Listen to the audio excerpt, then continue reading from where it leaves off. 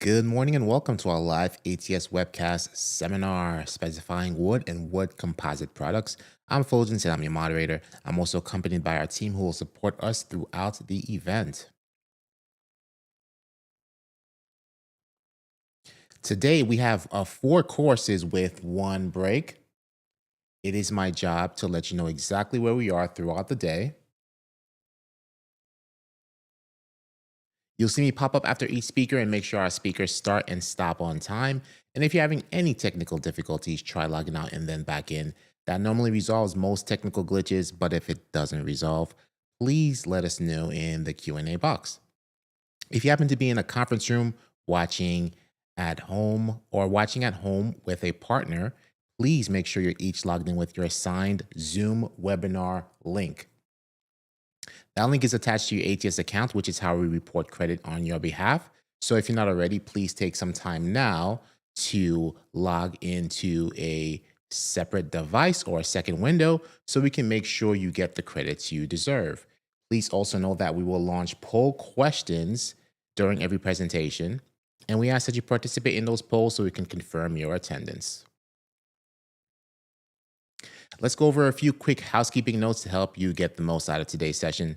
Please use the Q&A panel for all questions, including session codes and anything you'd like our speakers to address. Please do not submit questions in the chat, the webinar chat. Please use the Q&A panel only. Also, we kindly ask that you do not post any questions anonymously. We're unable to verify your attendance if you post your question anonymous. Today's seminar features 4 AIA HSW, 2 GBCI, 2 AIBD Primary, 1 AIBD Elective, and is valid for the following Canadian provinces. We will report AIA, GBCI, and AIBC credits on your behalf within 10 business days. And if you're a member of AIA, GBCI, AIBC, please check to make sure that your association numbers in your ATS account are accurate so we can assure a smooth crediting process. For everything else, you get a certificate in PDF form. That is one certificate you take for every course you take with us today, and those will be available immediately after entering your session code process. If you're new to the session code process, I'll review that after our first speaker. And where can you find those certificates, you ask?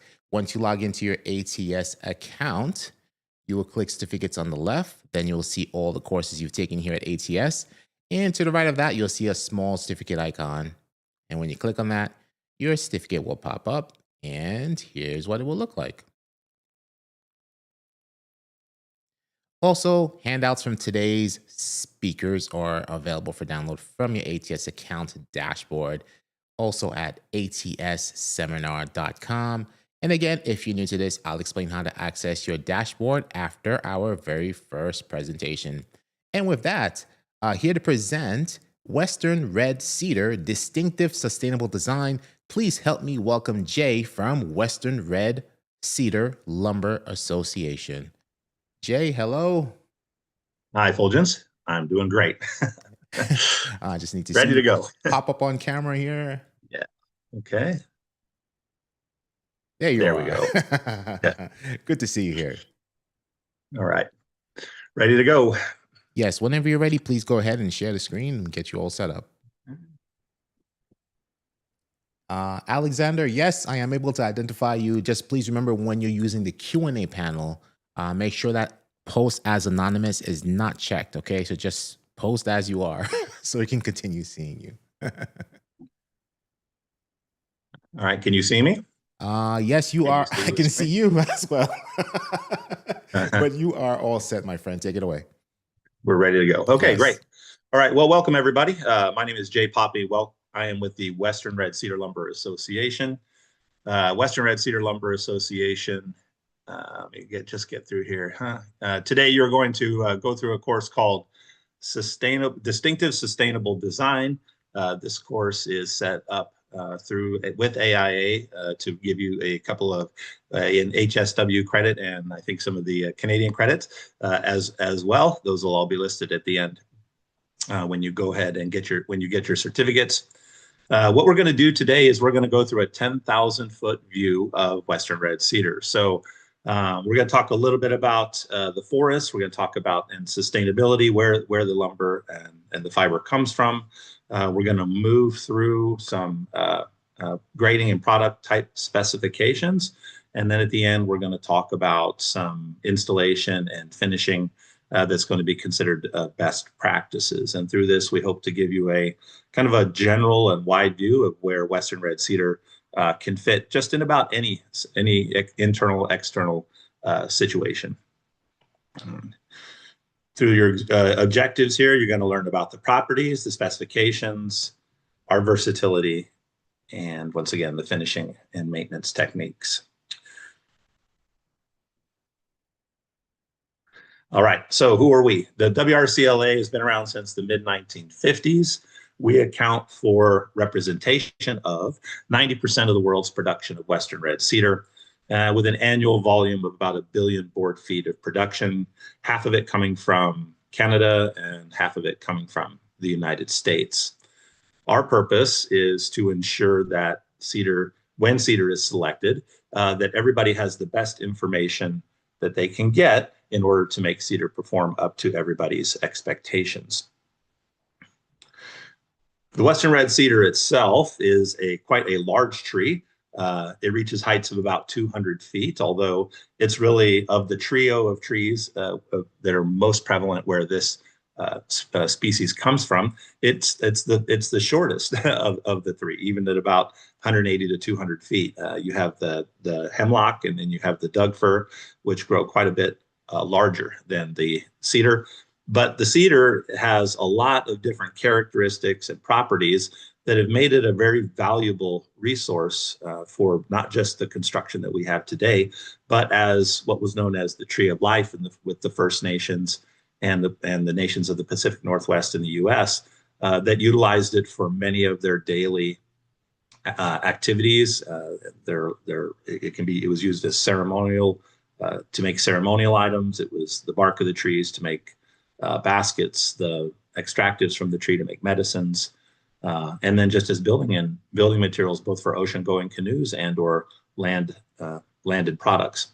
So, but today, the reason why we choose Western red cedar is because we like the way it looks, we like the way it smells. It adds value to just about everything in our lives. It has although it's a different presentation, it has a very biophilic, I guess I should say, a biophilic place as well within the interior environment. All right, so your tree here's a couple examples of how the tree was utilized, both as a large construction item. You can see the size of some of the half logs that they have on the top of that monster house there. And then you can see some of the ceremonial usage, and also, even today, the craftsmanship is still alive for those that it's been passed down to them to be able to continue to create culturally significantly culture-related items.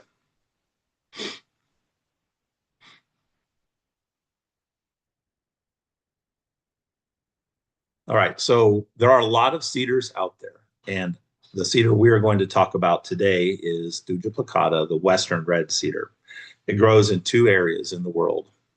It's going to grow on your Canadian side, both on the coast and in the interior, and on the U.S. side up north of Canada into Alaska, and below and south of there into Washington, Oregon, and a very small area of California. And then on the interior of the U.S., you're looking at the areas around Idaho and Montana and Washington as far as what's considered interior. And from these areas comes a kind of a different variety of products. From the coastal areas, we get a lot of very large trees where you get long, clear lengths of Western red cedar. The knot profile is a larger knot profile.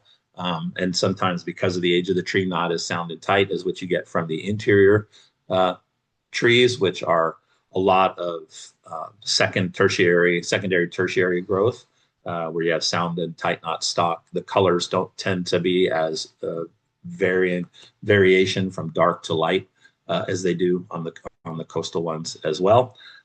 However, whether it's a coastal or whether it's an interior, the tree itself, and I'll also state whether it's an older tree or a younger tree that's been harvested, the extractives within the tree is the volume of extractives within the tree is what gives it all of these properties. And unlike some other species, the Western red cedar actually has a higher volume of extractives as a younger tree.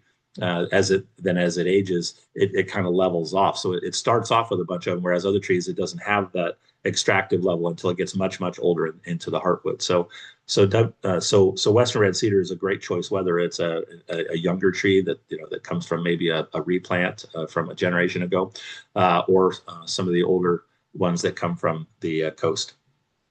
As far as fiber, there's a lot out there. Volume in BC's forest is about 11 billion cubic meters on 136 million acres. Half is located on land suitable for harvest. So if you take a look at that forest there in 136 million acres and you cut that in half, so you have half of that is available or suitable for harvest, leaving all the rest of it not suitable for harvest. Lots of wood left on there. But then if you take that number there, you have to realize that of that suitable harvest that you have area there, only 1/2% is harvested annually. And that's all species. So that's not just Western red cedar. It's the volume of cedar. It's the volume of Doug firs, your spruce pine firs, and your other species that all make up what would be called the annual cut in British Columbia. Follow that up with about 200 million seedlings that are replanted each year. And you get forests, what we call forests forever.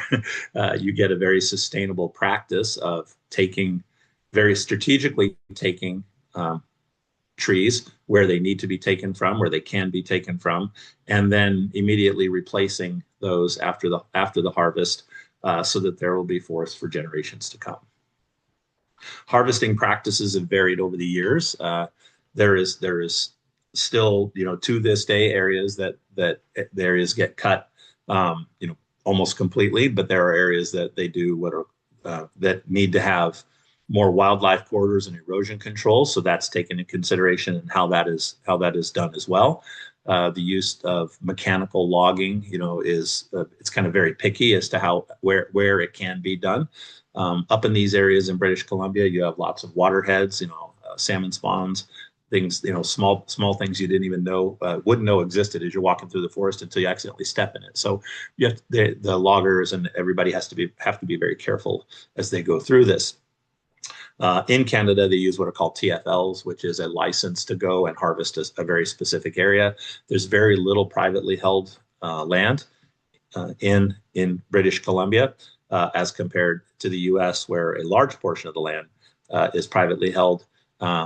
That logging happens on, and then there's a portion that logging happens on in public forests as well. They're run completely differently between the U.S. and Canada, and they have different rules and different harvesting practices. When we talk about sustainability, however, we take a look at not just how it's harvested, and when it's harvested, but everything that goes into it. So when we go into an area that's considered inaccessible, like to recreational and such like that, there are still considerations that need to be made, for wildlife corridors and erosion and such.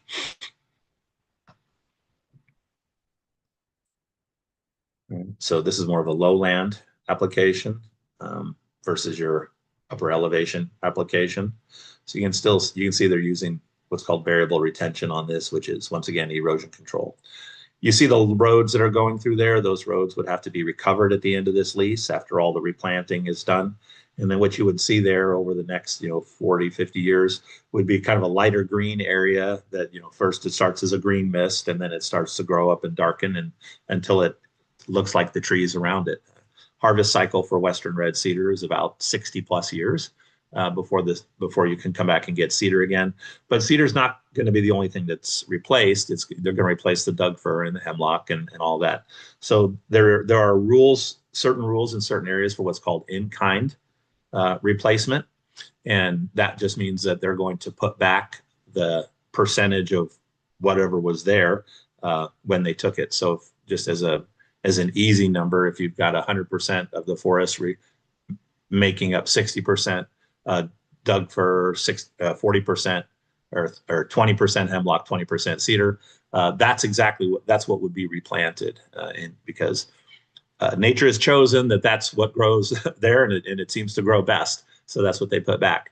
There are areas that they will do more, they will have more control over and do more of a necessary plant for, like maybe hemlock isn't necessary because hemlock's going to kind of show up on its own without a whole lot of effort. So they'll plant mostly Doug fir and cedar, or the pine, or whatever it was that they took, but maybe hemlock is just going to be left to fend for itself. And sure enough, it will. It'll come back. When you look at global certification for forests, and I've been around the association now for my 11th year, and this number hasn't changed. Only about 10% of the forests in the world are what are considered certified sustainably managed forests. 31% of the globe is forest. It's considered a forest area. 4 billion hectares, 2.5 acres per hectare, just to do a little math there.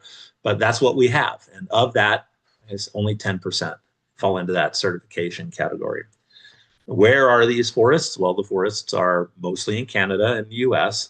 And then from that point on, we like, everybody likes to point out, how well everybody's doing with, the shift that they're making and all of that. But there's a lot of forest down in Brazil, but not a lot of it's certified. There's not a ton of forests in Europe, and even then, a lot of them aren't certified either when you look at the amounts. So, when you're utilizing lumber products, and if it's important to you to know if it comes from a certified forest, you can be pretty much guaranteed if it comes from Canada, it's coming from some kind of a certified forest. And in the U.S., is a high probability as well, particularly if it comes from the national forest area. Private ownership of forest doesn't mean that they're not going to do it. It's just a little bit more difficult to get through the red tape for both sides, both certification and the private ones, held ones. So by Canadian province, you'll see here that British Columbia, where the cedar comes from, is the leader in certified forests, followed very closely by Quebec, and then Ontario and Alberta at about half. You get into the other forests or the other provinces in Canada, and you start getting into more, you kind of run out of forest. You get into tundra and other areas as you go further north there. So don't let the statistic be misleading that they just don't have the volume that certain parts of Canada do. When you look at the types of certification that are done, these three, the CSA, the FSC, and the SFI, are the three majors. These are the ones that most people are paying attention to. These three are globally recognized as standards that everybody considers to be acceptable. So you take it SFI and CSA. This is total certified areas. And then you take a look at this next one here for British Columbia, and you can see that the FSC drops off considerably and the CSA drops off considerably, with SFI being the primary certification in BC. Every 10 years, excuse me, the association publishes our environmental product declaration. Our latest EPD is out. And just to help you understand how an EPD is put together, it's done through what's called a life cycle assessment. And then industry information is gathered. And when we put all of that together, we come up with what's called an environmental product declaration. So the life cycle assessment takes it from the forest all the way to the end of its useful life. So there would be solid waste in this case as a tree. But Western red cedar, and like other forestry products, they're reusable until they've just deteriorated to the point where they can't be used anymore. And when they're done, they go back to the ground. It's a biodegradable process.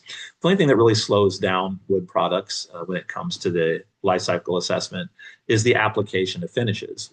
That then takes what is a completely natural thing and then turns it into something that's going to have a little more lasting environmental impact because of the coatings. But when it comes to life cycle assessments, no matter when you look at all the products that are out there, wood is the only material that really is what we call transparent. We kind of set the standard, the wood products industry does, for what a life cycle assessment is, because we are a pure cradle to grave natural product. From standing in the forest all the way to the end of its useful life, there wasn't anything that you had to do except cut it into smaller pieces to make it into the shapes that you like in order to get the product that you want.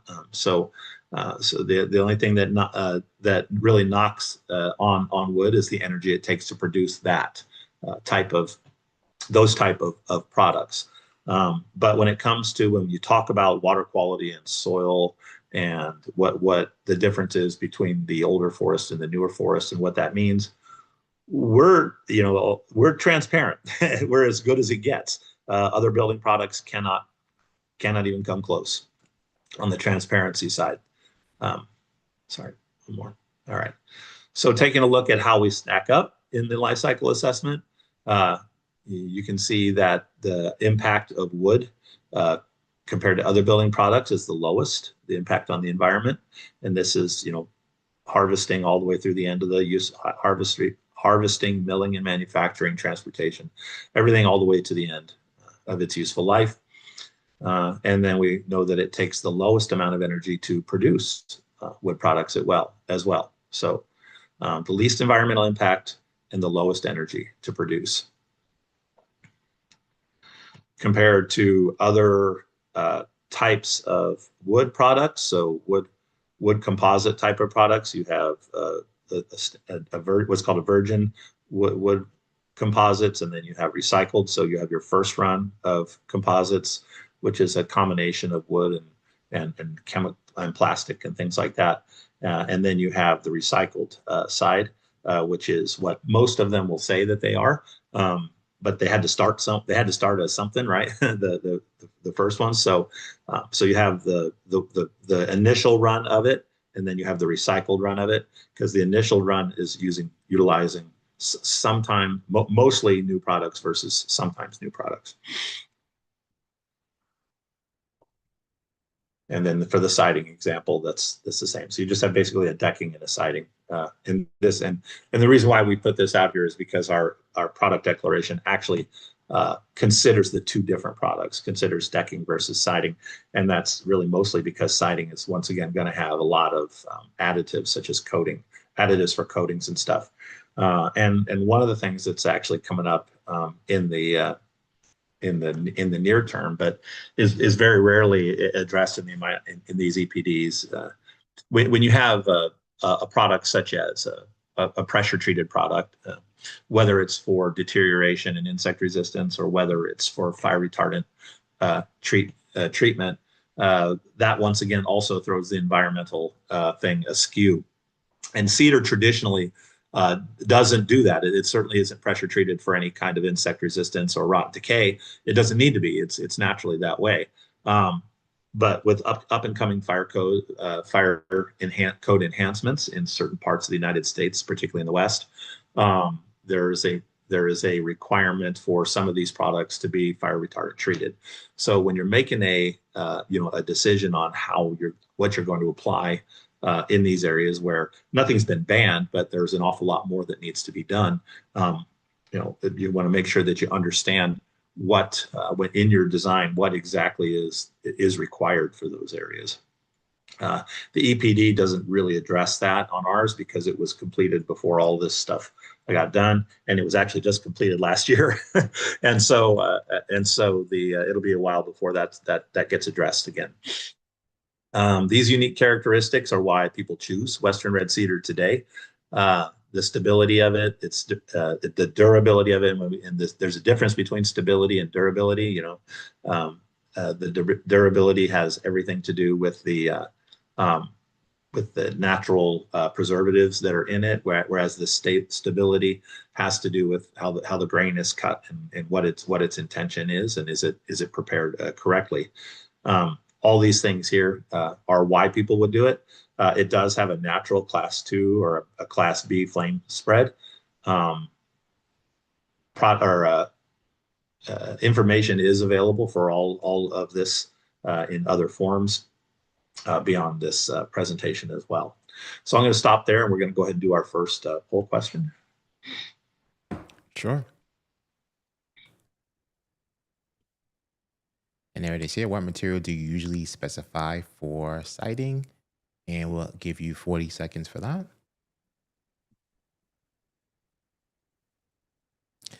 We do have a couple questions, Jay. The first one comes from Jan.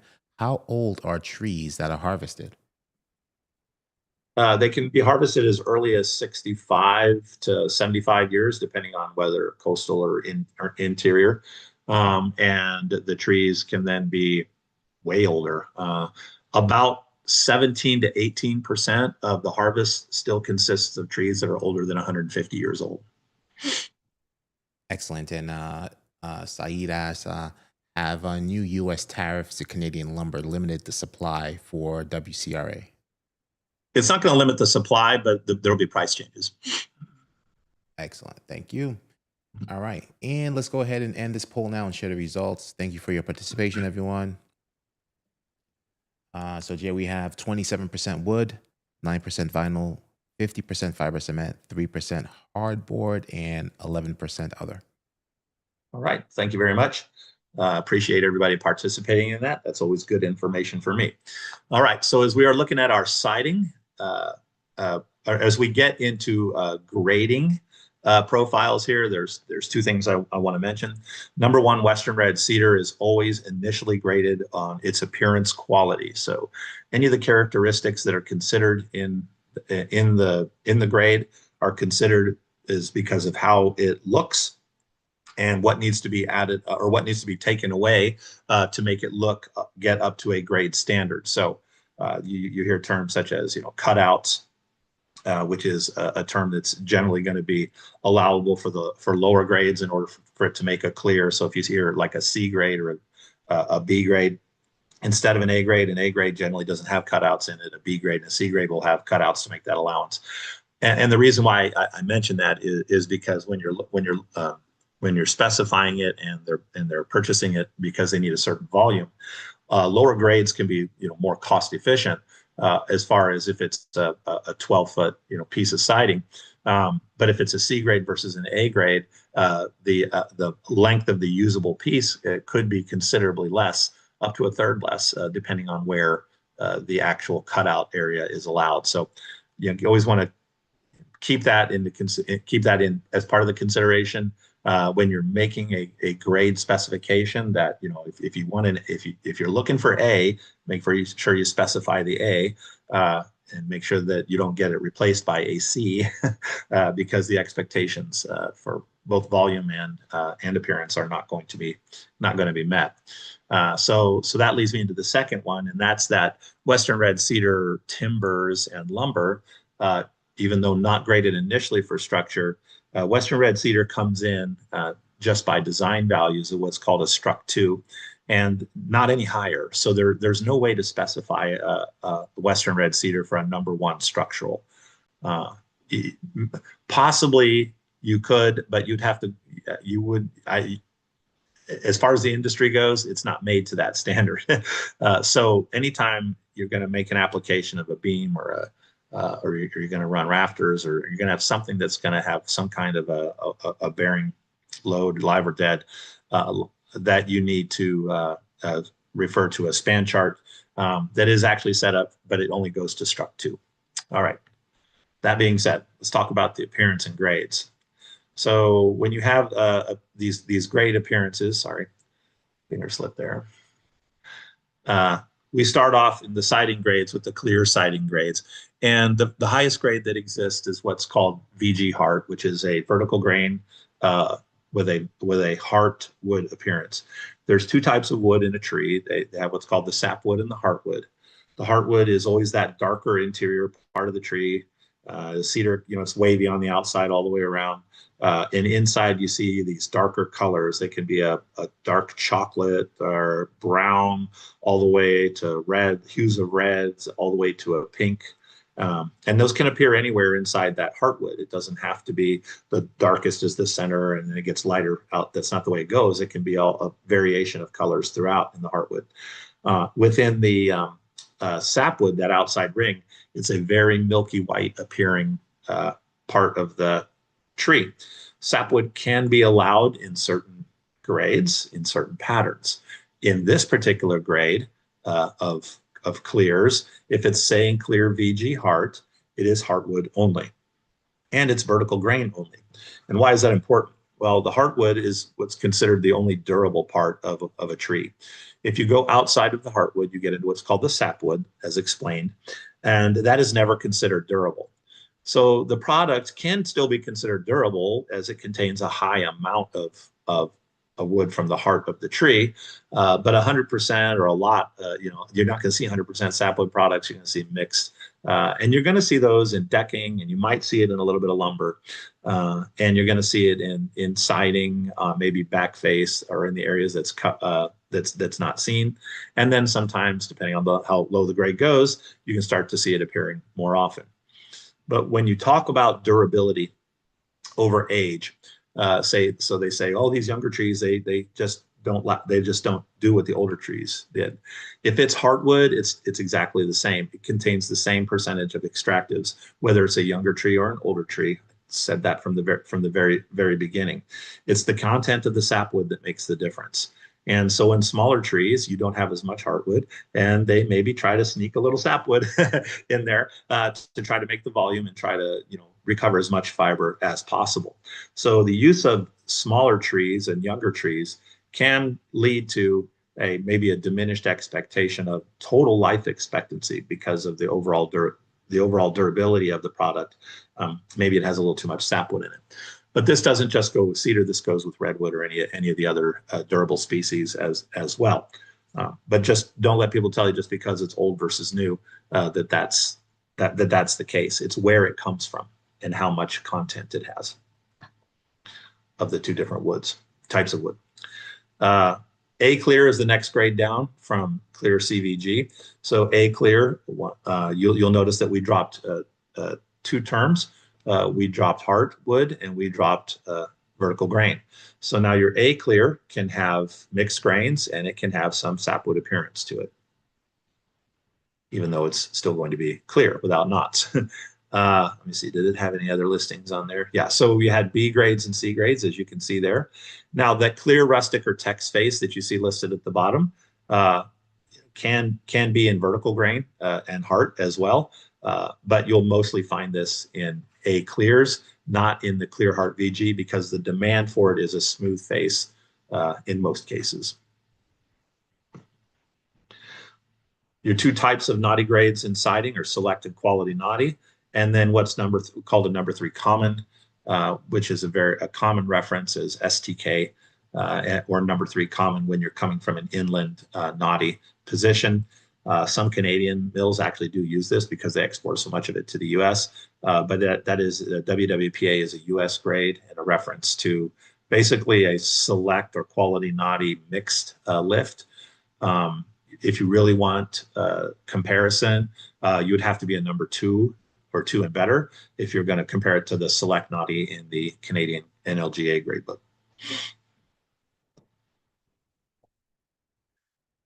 These are your patterns for bevel siding. So you specify just a standard bevel or a rabbeted bevel. And then we also have what's called a wavy edge bevel. I don't know if that was in that picture back here. I want to see here. Yeah, so that's a wavy edge bevel there, also known as a skirl, kind of a classic gable end type of siding look if you're out in the woods. And then you have standard patterns, these standard T&G patterns, and the straight bevel patterns being the most commonly used. And then when it comes into channels and lap profiles, you basically have a channel lap siding, and then you have the shiplap type sidings, and then variations of them. All right, and then we have what's called paneling. Now, paneling is by design, basically this profile here, where you have a tongue and a groove. But the difference between paneling and siding is that siding is going to be thicker. That's really all there is to it. Paneling is less than a half inch, and it can be considered for exterior use on eaves, soffits and eaves, and ceilings of outdoor projects, but it is also commonly used as inside paneling on ceilings and walls. And then here's a clear paneling here. Ignore that image. That's not what clear paneling looks like, sorry. All right. All right, so taking a look at the decking. So earlier on, I was talking about how we differentiate in our EPDs, decking and siding, and that's just to kind of indicate that there are cedars that are less that people don't treat as much as they do like siding. So like for siding, we don't have really any recommendations, to say let it go gray. You can let it go gray, but really when you want the durability and you want to meet expectations, you're going to finish it on all sides, and then you're going to get the best product that you're going to be able to have to meet those life expectancies and lower maintenance cycles. With decking, we don't have any real recommendations for finishing. It's kind of the opposite. You just put your natural decking out there and you clean it once a year, and you scrape off the gray basically, and your color comes back, and it lasts a long time. It's very durable. We do have two official grading specifications, Architect Clear and Architect Naughty, which are most commonly used. There is a custom clear and custom naughty, but when you're looking about the best appearing products, going to be the most durable, the specification you want to use is clear, Architect Clear and Architect Naughty.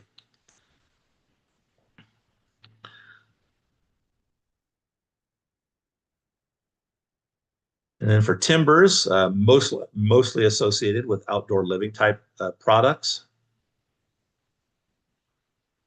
Our clear grade is what's called number 2 clear and better. Now, this is where things can be confusing, because we remember how I said the timbers can be rated as number 2 struck. Number 2 clear and better can be number 2 struck. Yes, it can.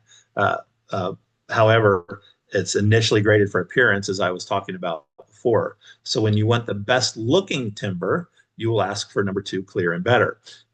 When you want structural, you'll ask for number 2 struck. You can get both in this right here, as well as in the naughty grades of timber, which is called appearance, which we'll get to in a second. Outside of number 2 clear and better, we have number 4 clear, which is basically kind of telling you have this highest grade, darn near as perfect as it can get clear grade, and number 2 clear and better. And then you have the others that are going to have a little more characteristic to them, an occasional knot, an occasional corner that's not as maybe as round or as square as it should be. Things where you can have a little bit more characteristic to it, but still very clear and still a good looking timber. But it's just not going to be what that number 2 is. And really, there's a reason. The reason between the two differentiation of the grades is that number 2 clear is utilized for a lot of other things. So it's created in what's called a larger flitch, and what that does is it gets graded and shipped over, not as a finished timber or as a timber ready for sale, but as a product that's getting ready to be made into something else that needs to have very clear Western red cedar. The naughty timber grades are what's known as appearance grades.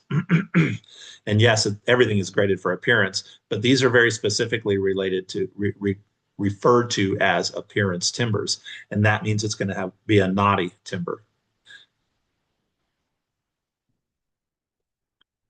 And then we have what are called the engineered cedar. So engineered cedar is created with a veneered type of face, but it can also be a solid sawn that's been edge glued or end glued.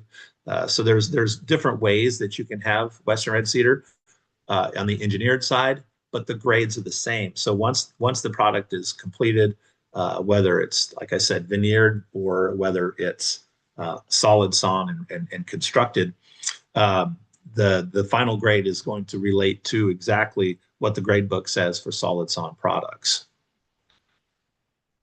So other products that can be made out of Western red cedar, as you see here, these products rely on a good grade, a good solid grade coming out of manufacturing in order to present the products that people would be accustomed to buying from these manufacturers.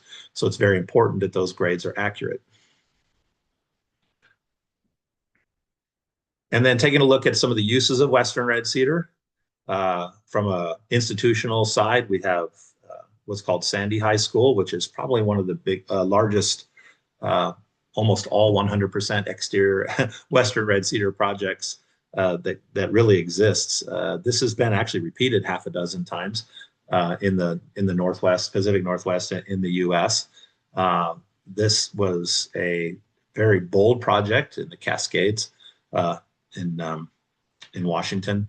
And so what you get here is a combination of a lot of the recommendations of Western red cedar. So these were finished, and you can see that they're kind of bleached out in gray, and that's because it was finished with, at the time, what's known as a bleaching oil. And so these bleaching oils take it from the natural color palette that Western red cedar has and makes it look like it's going to look like anyway, in 3, 4, 5, 10 years, where you have this kind of grayed out look.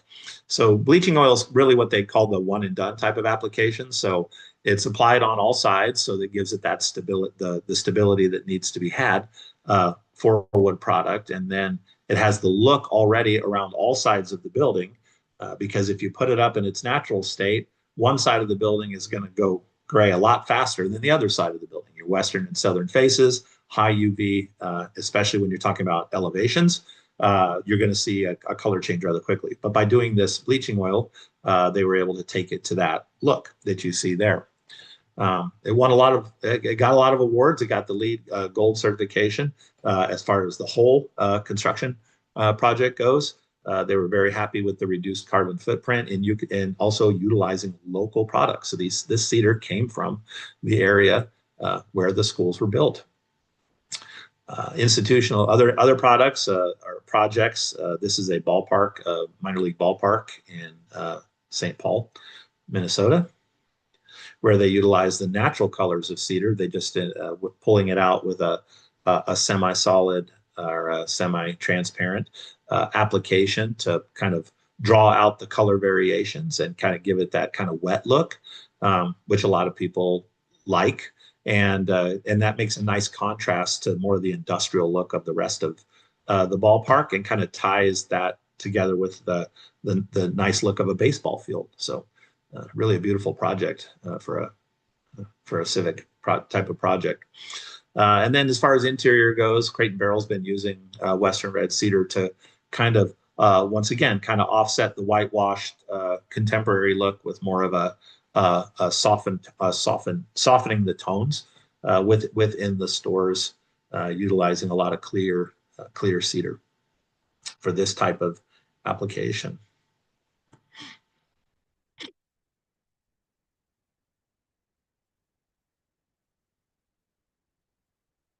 And then other projects that you may have seen, depending on where you live, other companies that use Western red cedar, and there's more, believe me, a lot more than what you see here. And then as far as a residential application goes, so this residential home was done by the now retired Mr. Cedar, who put his money where his mouth was and did this home on Whidbey Island in Washington, up close to the Canadian border, where he utilized different patterns of siding on 100% exterior cedar, including soffits, shakes, and shingles, everything except for that stone porch patio that you see walking out there. following all of the guidelines for installation, the nailing patterns, the pre-finishing on all sides prior to installation, or factory staining, it can be referred to as, touch-ups on the job site. Yeah, I can tell you right now, I worked with Paul for 10 years, and he was on that site every day, making sure that the cedar was on right. He says, I don't know anything about plumbing and electric, but I'll tell you what, I'm going to make sure the cedar's on here the way it should be. So it's a really good application, and it's a example of what's done right. And I'm the one that answers the 1-800 what's wrong with my cedar line, if there's a troubleshooting thing, that because maybe an installation problem, a finish problem, but whatever it happens to be, a handling problem, damage.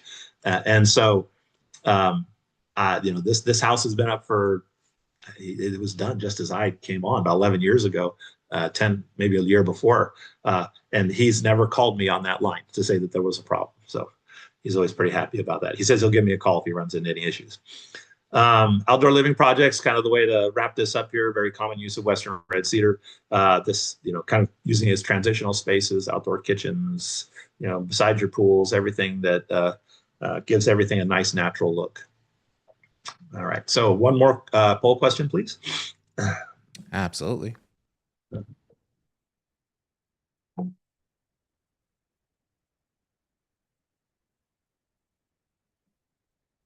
If I can find where my mouse is. If any other questions came up, you can throw them at me here. We're good on time. So yeah, while I'm trying to find my mouse or make my mouse work, Jan asks, how does the strength of WRC compare to Doug fir? How does a 8-foot 2x4 in WRC compare to other woods?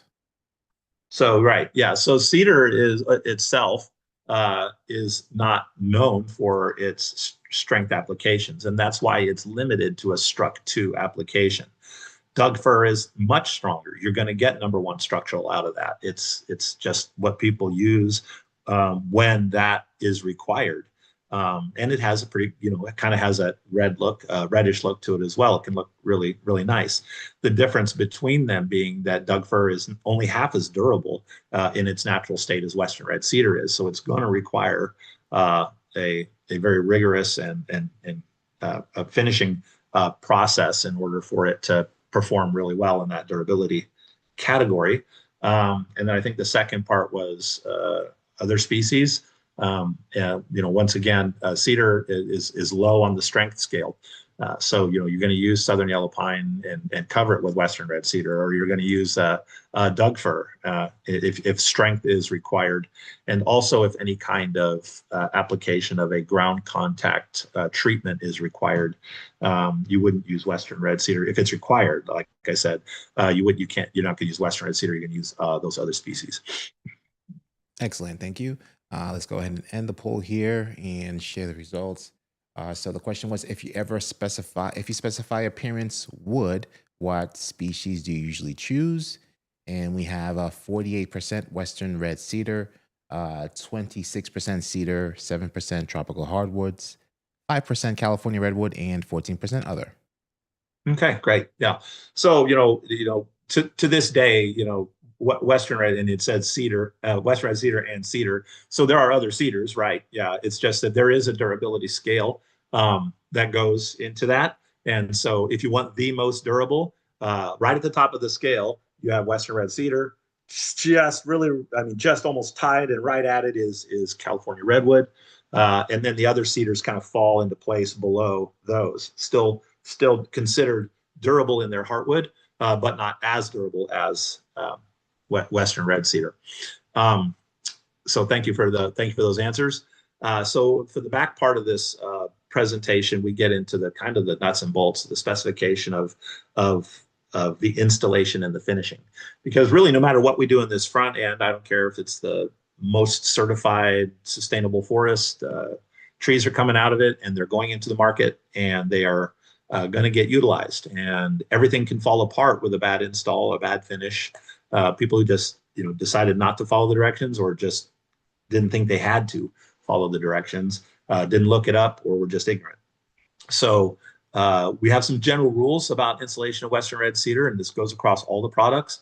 Acclimatization, meaning just basically getting used to the environment in which it's installed, is a common thing to do with green products. And green products are high moisture products. Those are the products that come in at 25% or better moisture content, where the air drying process has not really had a time to take hold. It's kind of coming quickly from manufacturing to actual retail and install. Often you'll see this in lumber and timbers, where pretty much as fast as they can make it, it gets out the door and gets to where it needs to be. So acclimatization can be very important in green siding. Lap sidings are also known to be green. But if you get a kiln dried product, a KD product, acclimatization can just basically be 24 to 48 hours, just kind of helping it settle into where it's at.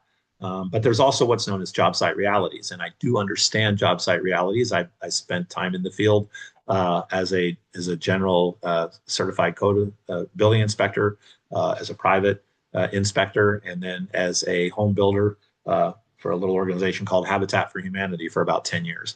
And I understand job site realities. I know that when you order a product and you bring it to the job site, it needs to get installed as quickly as possible because you don't want it to walk away or get damaged. So there's a balance here that has to be met. But when that balance is not met, that's when we start to run into problems. So proper wall construction and specification is critical. There's always a lot of talk about drainable or walls or rain screens. Proper building paper, flashing, stuff like that. A lot of things that we don't have any control over as the lumber manufacturing side goes. So we kind of hope that everybody does their part. And then when it goes to the install, making sure that it has the proper fasteners, making sure all the spacing is used, the proper overlaps and such. So when it comes to wall construction, providing the proper nailing base, making sure that you understand if it's 16, 24, 48, whatever is being installed has that proper nailing base so that they can get it into solid surfaces, and that any kind of moisture vapor control in place is in place. And in most cases, it's required. It's really not one of those things that we run into when we talk about designed builds, such as the people I'm talking to here today. These are the problems that we mostly run into in DIY. Siding installation, nail use. We're talking about using a shank of a nail that has a spiral or a ring shank so that it doesn't walk its way back out or pull back very easily if the wood decides it's going to try to cup or curl a little bit. And the same thing with the nail heads, making sure that the wood just doesn't pull through the nail head. And then we still, to this day, recommend hand nailing as the best option, so you don't overdrive it or you don't use a nail that's not what's called splitless. That's just a standard nail that's got a sharp point that splits the ends as you get out to that point. So there's guidelines. Your handouts have those for today, has those finishing and install guidelines that cover all of this. Nailing patterns are very important. Bevel siding needs to be nailed 1.25 inches up from the base only. You don't tip nail it at the top where it's covered by the course above it. You don't nail through 2 pieces thinking that's going to hold things on the wall better. It's 1 nail just above the course below it. When it comes to the rabbeted bevel, it's the same application, but the installer has to leave an allowance for an expansion gap, making sure that's not super tight up there to allow for a little bit of expansion and contraction in a natural wood product. When it comes to blind nailing, tongue and groove type of patterns, that is allowed on patterns that are less than 6 inches. 6 inches or less, so you're 5.5 total on the dressed side. You can use that diagonal 45-degree application through the close to the tongue at the top. This is where you can use what we call a casement nail. It's got a little bit thicker, kind of a triangular shaped head, column triangle, a volume triangle, I guess is what it would be called. And it's been pull-out tested. As long as you add 1/4 inch of length to it, you can use that as a blind nail, and that works really well because that really does kind of hide the nail head, especially when it's flush driven. You never overdrive these nails. You don't want to countersink them in any way. However, if you live in an area that's considered hot and windy, higher elevations, western slope, Colorado, up in the Cascades that we were talking about earlier, eastern slope, east facing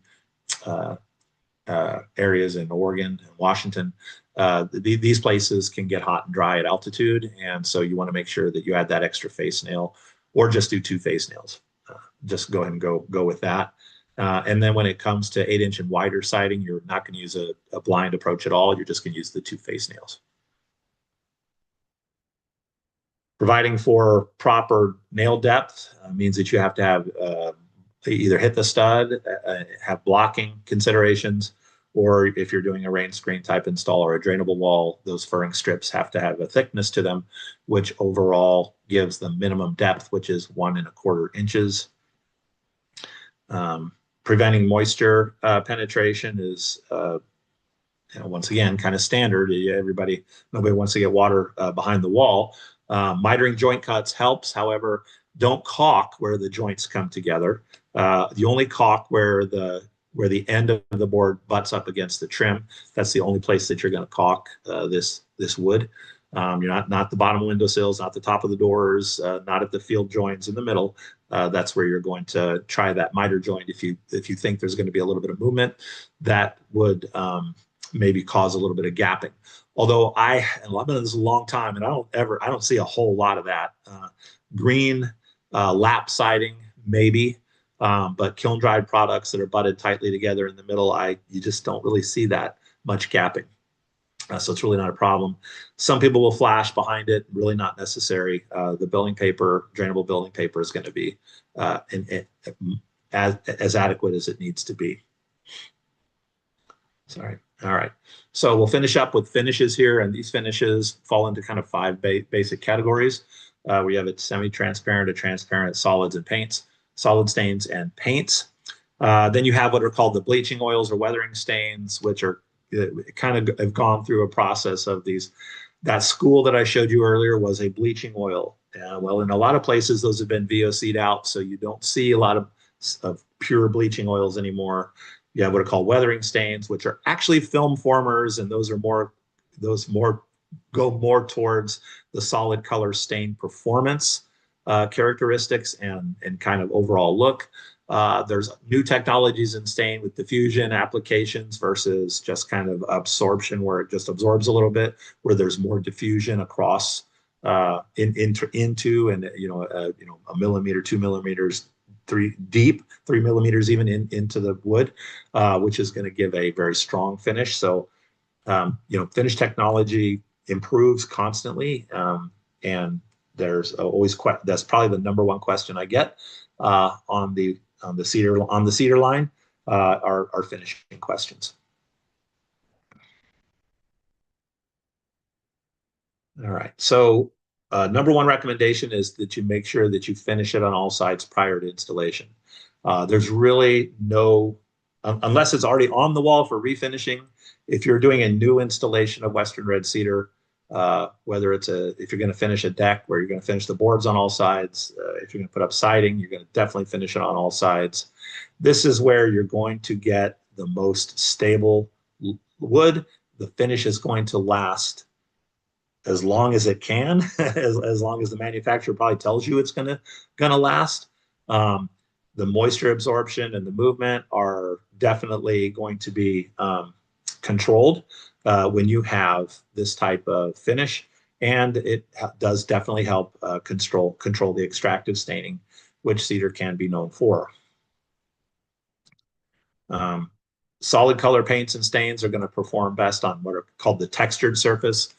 Sometimes you're going to have a piece of tongue and groove siding or even a bevel siding that's smooth on one side and rougher headed on the other.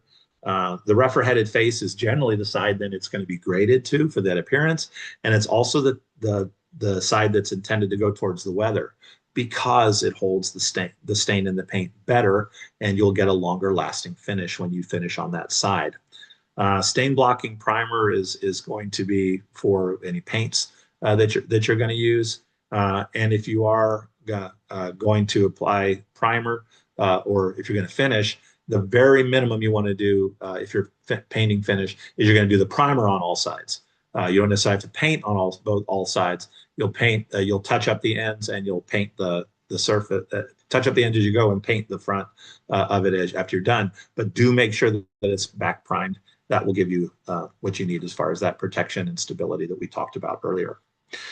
Semi-transparent stains are going to be probably the most popular use. They bring out the color, they bring out the grain, the color variations and such. It's going to have some UV protection in it, so it's not going to gray out as quickly as if it were the other types of applications, such as clears or near clears. And then latex stains don't penetrate the surface. They kind of sit on top. So make sure that you have a penetrating stain, or that you have that diffusion type of stain that's going to make sure that the color lasts as long as it can. Once again, though, this is an all 6-side application when you're using stains. And then finally, we have what's called transparents or water repellents. This is if you have that, that outdoor pergola, that deck, that is going to take a beating from the sun, and it's going to go gray rather quickly. But you still like that wet color, vibrant look of the colors of cedar. And you're just basically putting this on for some initial moisture protection. Do it on all sides. That way the bottom of the deck has got that kind of permanent protection. The top is going to burn off in the sun, and you're going to be making applications generally on an annual basis for this type of application in order to retain that color. This is why we make the recommendations that you really don't need to finish it at all. You can just let it kind of go natural, and you can clean off that gray that's going to get there anyway in a short amount of time, and save yourself some time, money, and labor, because you're going to be doing all the same work whether you put a finish on it or not when it comes to clears. All right, so protecting your investment means you're going to have to do a little work on it. Yes, it's natural wood. You will not use power washers to clean off, especially if you think you're going to strip off the deck stain, the previous clear deck stain that's on there. What you're going to get is a mess when you try to put the next coating back on, as you're going to find you have compressed fibers, unequal absorption, and it's just not going to look as good as it did the first time. If any cleaners that you do use, you want to dilute them to the minimum strength. Oxygenated bleach is what you're going to use if you've got some mold and mildew that you need to control. And wood brighteners are always going to be a good idea if you don't have wood and if you don't have the mold and mildew. But go ahead and use those brighteners and rinse it off, and that removes those loose fibers. So it's not like painting over a dusty baseboard when you add a finish to it. And then always make sure you rinse thoroughly and follow the manufacturer's directions. We have a broad range of applications. In summary, it's a sustainable and renewable species and product. When you're specifying grades, those industry standards that I showed you earlier and those terms are the way to do it. We do have a how to specify as part of your downloads as well today, which can kind of take you through that process. Everybody will appreciate the beauty and performance of Western red cedar when installed correctly. It does do what it's supposed to do. So this is the literature that you should see in your downloads. If for some reason you don't have access to it, you can put comments in on your thing today, and I'll make sure that you have access to those things if you would like to follow up on those things. And that is pretty much it for today. You can see my my email. My name's Jay, and my email there. There's Paul. Paul retired a couple months ago, so he's still on there, but don't call him. It'll go to a man named Steve Clitheroe, if you do try to contact Paul. So, all right. I don't know if I have any time left or not, but I think I'm pretty close. If there's any questions, we could do them now. Otherwise, that's all for me. Thank you, Jay. Yeah, we are pretty close, but let's see if we can get probably 2 questions out the way. Okay. The first one comes in from Charles. Charles asks, what would you consider old versus new in terms of the age of the tree? All right. So official definition of old cedar by the foresters in British Columbia is, as a mature tree, is 150 years old. And so when they get back, when you go to they say old growth, or because old growth forests contain all ages of trees. So you can't that's a very difficult and misleading term. The age of a tree is a mature tree, according to foresters in Canada, in British Columbia, Canada, where the older trees are harvested, is you're looking at trees that are older than 150 years old. And for the manufacturing standpoint as well, because that's the minimum age basically where you're going to get the long, clear lengths of fiber that are in demand for those types of those A-clear graded type of products. So you'll get 150 plus, 2 generations, 3 generations, 4 generations ago of planting before you can get a tree that makes that standard. And that's why you see a significant reduction, right, of the fiber. Like I said, at about 18% of the fiber still being in that age. Jay, thank you so much. Excellent presentation. The remainder of the questions you'll get in the Q&A report, so you can answer them offline. Okay, great. Thank you. Thank you. Appreciate it. All right, everyone. There is the session code for the first presentation, 141048. Excellent presentation from Jay at Western Red Cedar Lumber Association. See tons of amazing feedback coming in. Thank you, TJ, Grant, Daniel, Cho, Kevin, Robert, Saeed, Jerome, Mark, Patrick, Osama, Kevin, Marie, Catherine, Marco. Thank you. Thank you so much. Thank you. All the feedback coming in for Jay. Thank you so much. Appreciate that. All right. At this time, we're going to go into a review of the session code process for those of you who are new, so you can know exactly where and how to enter your session codes via your ATS account at atsseminar.com. So let's begin. All right. So you have 2 ways to access your ATS account. The first is via the ATS website at atsseminar.com, and the second is via the ATS mobile app using the QR code on your screen.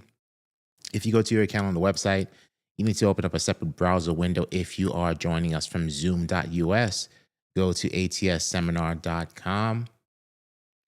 And once there, you will log in like you did when you registered for today's seminar. And if you'd like to enter your session codes on the app, once again, please go ahead and use the QR code on the screen. And to log in, you'll enter your email address and your password, the same information you have from your registration. And if you get to the website and it says My Account, that means that you're already logged in. Just click on that red My Account button in the upper right of your screen and click on that, and it'll take you to today's agenda. And on the screen, you'll see the words Enter Session Code next to each course in today's schedule. And since we just finished the first course, which is Western Red Cedar, Distinctive Sustainable Design, you're going to click on the Enter Session Code button next to that specific course. And that will take you to the session code box. Now, in the blank entry field, you'll enter that session code that I just announced, which is 141048 in the blank entry field. And next, you'll click on the dark blue circle, which looks like a play button, and that'll take you to the course survey. And these steps are super important. The course survey is 6 multiple choice questions and 1 open-ended question for presenter feedback. You do need to provide feedback in order for your session code to process. And some of the presenters offer a sample, including our next presenter, Yancy. So if the presenter offers a sample, you'll have an additional question in the course survey. So once you're done, hit the Confirm My Presence button. And that will take you right back to the agenda for today.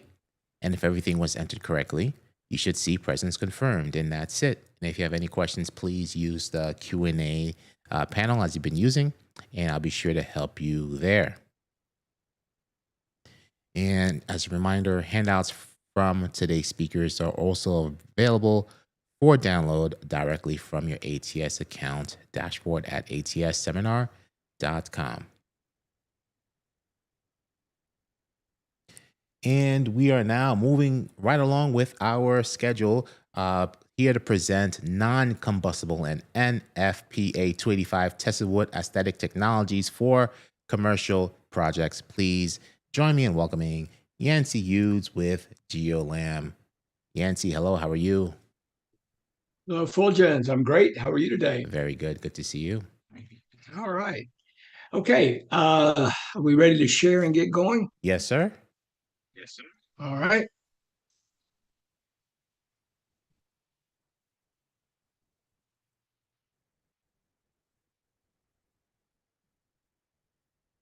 Okay. There we go. Getting there.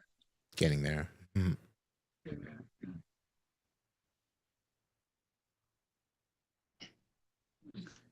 Okay. Let me know when I'm full screen for you. You are full screen and you're all set. Take it away.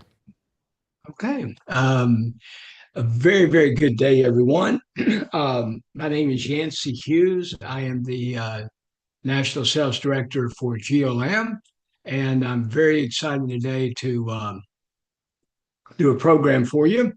The program today is non-combustible and NFPA 285 compliant wood aesthetic technologies. And, that is obviously a mouthful. But what we're going to talk about today is you are designing a non-combustible building, typically, obviously, class 1 to 3. And more often than not, you're going to work with colder materials, glass, metals, masonry, even stucco. And maybe you just want to add some wood, the warmth and beauty of a wood aesthetic. Well, we're going to talk about 4 different products today, or it's going to be 8 different technologies that will allow you to do that, even in class 1A construction. 6 are non-combustible.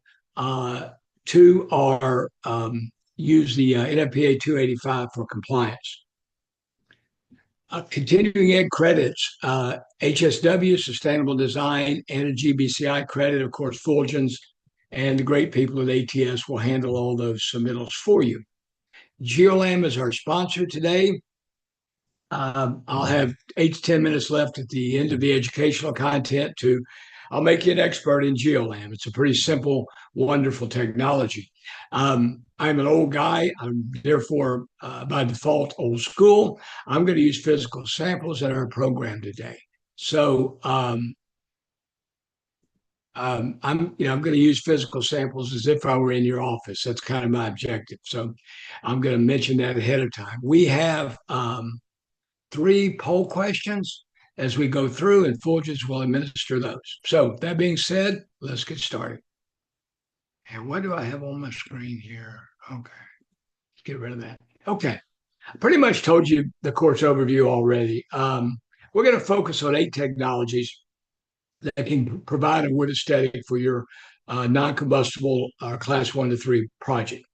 And we're going to focus on sustainability, how they're manufactured, and life cycle cost, how they perform once you've installed them. Those are our 2 primary objectives. So we're going to talk about 8, what I call current market. There are more than 8. One I'll mention, there's steel that's kind of painted to look like wood. I can't cover more than 8 in the 1-hour format, but we're going to look at each material, what they're made of. Then we're going to look at sustainability. Do they hold their color? What is the maintenance required? What is the maintenance if you want to make sure the warranty stays in effect for your client and his project? We're going to look at the basic best practices for your installation. And let's say you want a little bit more with your elevation related to decorative elements. Let's say you want to add a screen, a louver, a pergola, some sort of detail. Well, which of these 8 technologies can you match to add some sort of a decorative element? We'll identify that. And last but not least, budget. I'm going to give you a per square foot installed guideline. I don't know your market. You do. Maybe you know an adjustment needs to be made. But I'm going to give you some very solid proportional guidelines on what these materials cost. The NFPA 285, I just want to mention it. That's not the purpose of this program today. But this standard, this test is something that a material, a technology that is made with combustible products can test to this standard and can be used in class 1 to 3 construction. It's a 30-minute vertical flame spread. And it's a simple pass or fail. The board, the material either lasts 30 minutes or it doesn't. So it's a very challenging standard to meet. And the two products that are programmed today, they comply with the standard. They use a lot of fire, typically a horizontal member, typically a metal fire stop, to slow the flame down so that they'll pass the 30-minute standard. Class 1 to 3 wood aesthetic technologies. Here are the 8 we're going to cover. We're going to first of all talk about a wood plastic composite hybrid. This is a combination of aluminum with a wood plastic composite co-extrusion cap. Phenolics, high pressure laminates. There are two products, two techniques that are AKA trespass that have some sort of that'll be marketed as a wood aesthetic. Fiber cement, specifically today, the wood aesthetic fiber cement. We're not going to talk about primed and paint, solid colors. We're only going to talk about wood aesthetic. And then we're going to break wood aesthetic aluminum down into 3 different technologies, because I think it's important, if you're considering one of these technologies, that you understand the long-term life cycle performance differences in these 3 aluminum technologies.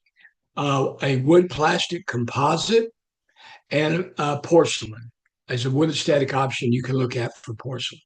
So Fulgence is going to launch our first poll question. Oops, sorry, 1 click too far. If you'll be so kind, Fulgence. Yes, absolutely. Which of these technologies have you specified? Please check all that apply. And we'll give you about a minute for that.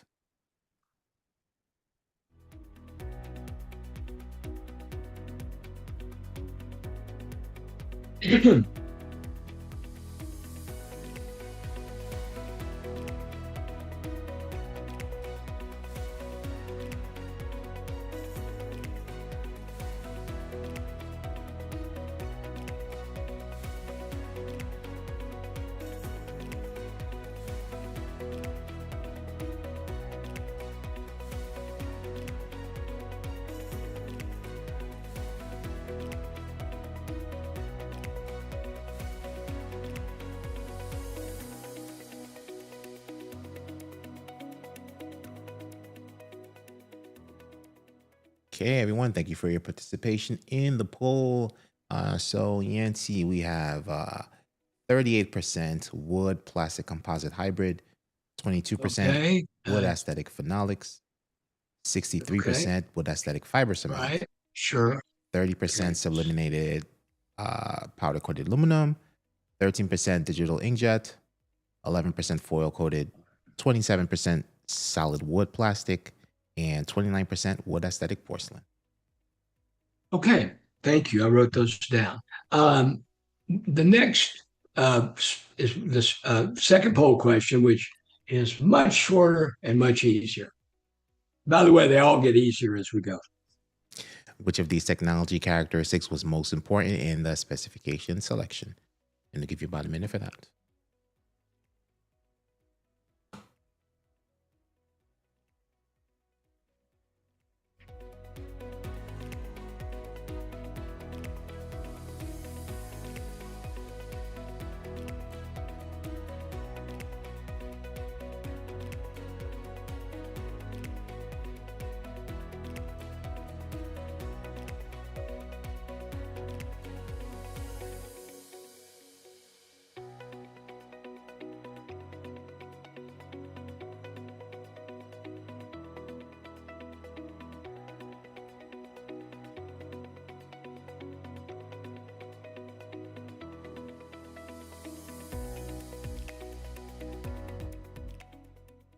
Okay, thank you for your participation. We have 39% initial installed cost, 48% life cycle cost based on required maintenance schedule, and 13% sustainable technology. Interesting. Okay, thank you, Fulgence. Thank you, everyone. That information is truly important. So we're going to start with the hybrid. And this is a combination of aluminum with a co-extruded wood plastic composite surface. The breakdown in production of sustainability, you can read it pretty well. The most important part here is it's mostly aluminum. From a recycled material content, 70 to 80 is total recycled, but of that 70 to 80, 80 to 90 is post-consumer, not post-industrial. I think that's even a more positive thing. And you can see it's adhesive, and the wood plastic composite's about 18%. So the life cycle for the hybrid. These are the same 5 characteristics we're going to compare on each of these technologies. Color retention, it's excellent. The color is an inherent part of the extrusion. You do not put a finish on this technology, either at time of installation, and it's discouraged to try to refinish it in the future. If there is honestly a limitation related to color, you're not dealing with an unlimited color palette like you would with cedar, like you just had the presentation. You have a standard color palette of 6 and an option for custom colors. So again, it's a little bit different dynamic, but you do not ever put a finish on this. The maintenance is virtually zero. The only reason the word virtually is in there is that this technology, the objective of it is to give you a rough sawn aesthetic. This is not a smooth board. These boards have a texture. And if they are in a area, it's not getting, Mother Nature's not cleaning a wall, or it's in a covered environment, like any material that has a grain on it, it might collect some dust. And worst case scenario, you might have to power wash. But for all practical purposes, this is a zero maintenance technology. Related to moisture, it's obviously irrelevant. It's an aluminum board, it won't matter. You can recycle up to 96% of this material at end of life.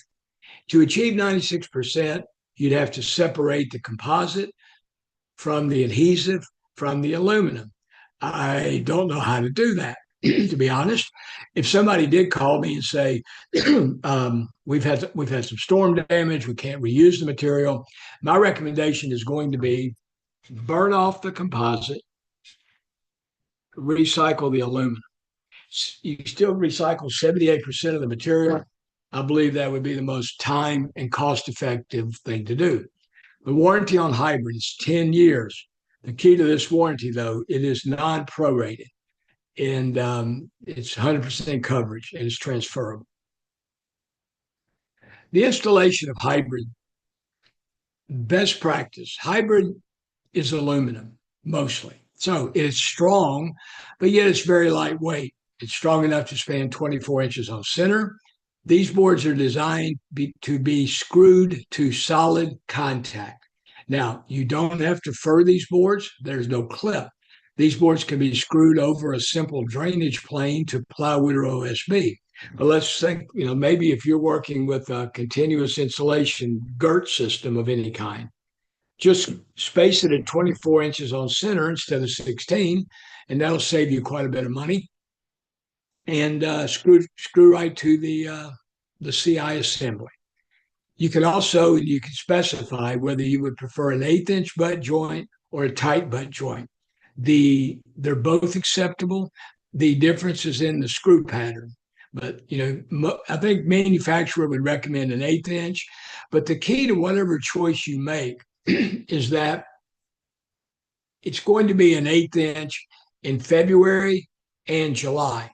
Since you're hard set screwing this material to a solid contact, the movement is controlled. You don't have opening and closing joints. It's aluminum. It's lightweight. A 12-foot standard length panel weighs under 10 pounds. These boards are available in custom optimized lengths up to 19 feet 8 inches. These boards can be custom manufactured to minimize butt joints and waste. I've already pretty much mentioned don't apply finish a couple of times. And again, if you're working with a CI assembly, 24 on center works, 1/8 inch max butt joints, you don't have any worry about see-through. You're not seeing mineral wool or an ISO or anything of that nature. So it's a very, very good system for CI. Non-combustible per ASTME 136 can be used in any class of construction. And yes, there is a full portfolio of decorative elements. This particular manufacturer has a lot of them, as you can see, and they have large dimensions, all the way up to a 4x17 dimension. Okay, fiber cement. Again, our focus today is wood aesthetic. That's all we're looking at today. The wood aesthetic for fiber cement is a paint manufactured. Usually, it's done at the manufacturer. It's a variegation in paint, lighter and darker paint, and from a distance, it provides kind of that shaded look of a natural wood. The basic technology for all fiber cement is sand cement and cellulose. A lot of fiber cement, 62.3, obviously 2/3 of you have used it, which is very common. Your choices now are not only the aesthetic, but density, low, medium, and high. One manufacturer even adds a ceramic option for fiber cement.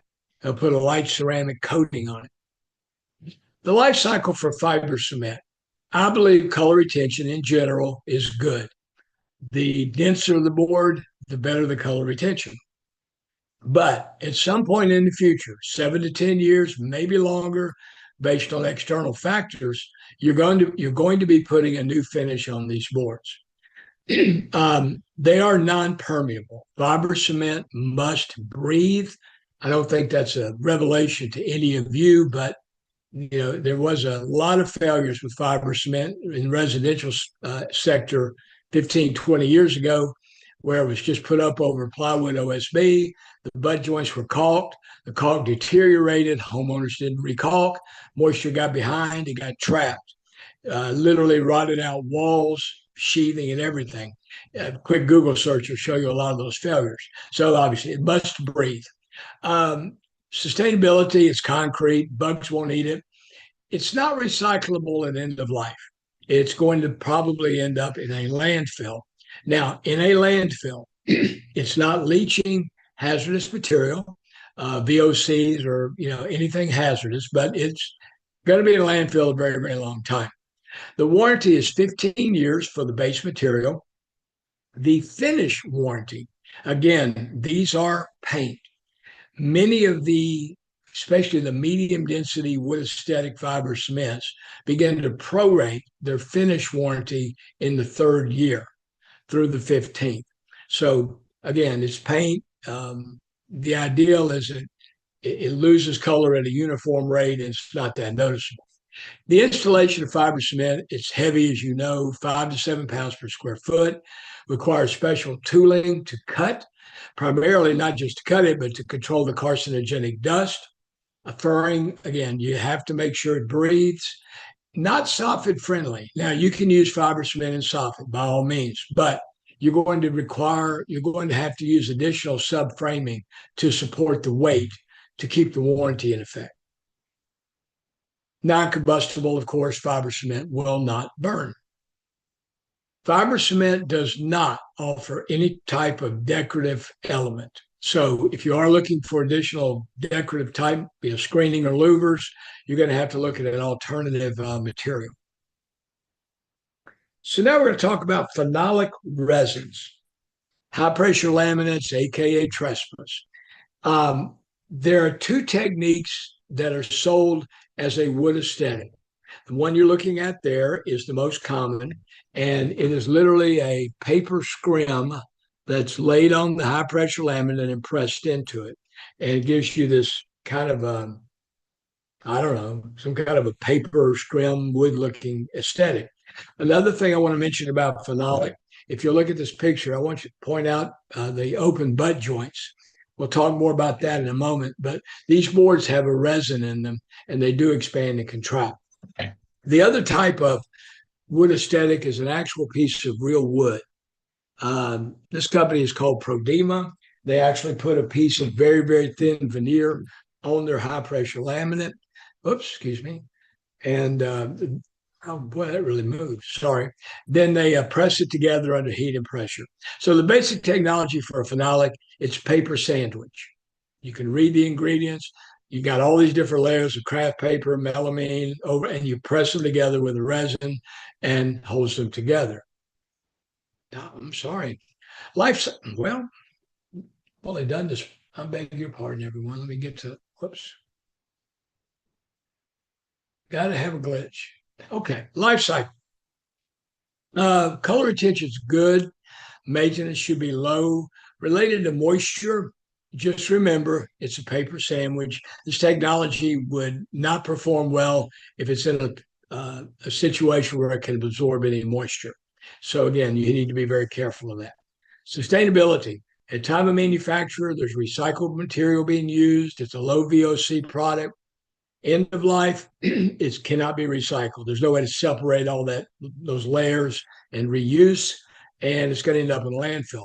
Now, in a landfill, it's not leaching anything hazardous. It's just in a landfill.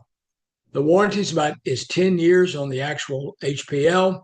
The color retention warranty, it's going to vary by the manufacturer. So I recommend that you make sure whatever the prorated coverage is okay for you and your client. I don't know what has happened to my, it's gotten very sensitive. The installation of phenolics, again, as I mentioned, you're going to have an open joint. Whatever's behind it may be enough of a concern where you want to, you can, like in the little subframing in the image here, they used a piece of black tape. You could also simply put up an entire water-resistant black barrier before you install the phenolic. The only downside to that is the extra cost of $2 to $3 a square foot. You can use, typically this is subframing. One thing that phenolics do offer you is you have a choice in sizing. Most of the companies offer some sort of preformed cladding profile, 7-inch, 6-inch lap, something like that. But phenolics are also produced in sheet goods, 4x8s, 10s, and 12s. And you can fabricate anything you want within those dimensions. So a lot of times if you'll see a project and there's multiple sizing, or big panels, small, you can do that with phenolic. Hidden or exposed fasteners, it makes obvious sense that most people prefer hidden fasteners. It costs quite a bit more to do that. So these jobs many times end up with a matching exposed fastener. It's budget driven. Soffiter cladding works for either one. And again, these are finished products at time of installation. You will not be applying more finish to them. Wow, that thing is sensitive today, and I just don't know why. Phenolics are produced in both Class A and Class B formulation. Now, for the scope of our program today, you have to use a Class A program to get their 285 assembly. You've got paper and glue. These boards will pass a 285 30-minute flame spread. There is fire stopping at multiple levels to stop that vertical flame for that 30-minute standard. But again, they pass. You can specify them in 1 to 3 construction with that tested system. Wow. Tell you what,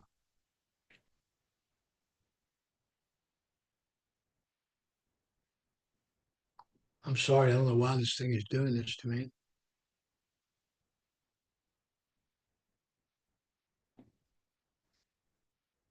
Phenolics do not have any matching elements. You would have to go out of that technology if you're looking for screening, louvers, etc.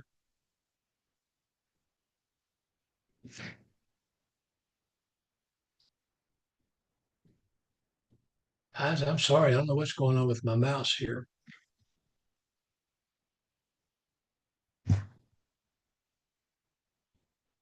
Wow. Bear with me a half second. Okay, sublimated. Now we're going to get into the aluminum part. And we're going to start with sublimated aluminum. This is by far and away the technique that is most common for wood aesthetic aluminum. Okay, now here's a sublimated sample. This is made by um,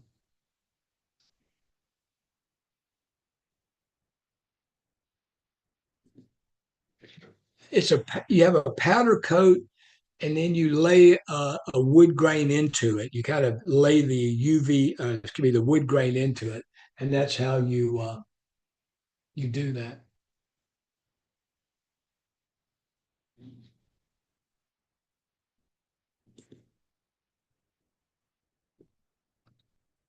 This is unbelievable. I have never had this problem. So the life cycle for sublimated aluminum, color retention is good. It's got a bit of an unnatural gloss when you install it, and the wood grain that is pressed into the powder coat has no UV protection. Maintenance is low. Moisture is irrelevant. Sustainability, it's using recycled content at time of manufacturing. Now, the sublimation process is unable to finish the boards to the ends. So if the installer has ordered a 12-foot board, he's going to get a board that is 12 foot 4 inches, and he's going to have to cut off a couple of unfinished inches at each end. That, it's not a big deal. They have touch-up paint, but that little bit of material is not going to be recycled, obviously, but you can recycle this material at the end of life. Now, the warranty is 50 years for the aluminum. The finish warranty for sublimated aluminum is 1 year, is 15 years. But to keep the 15-year warranty in effect, you have to, wow,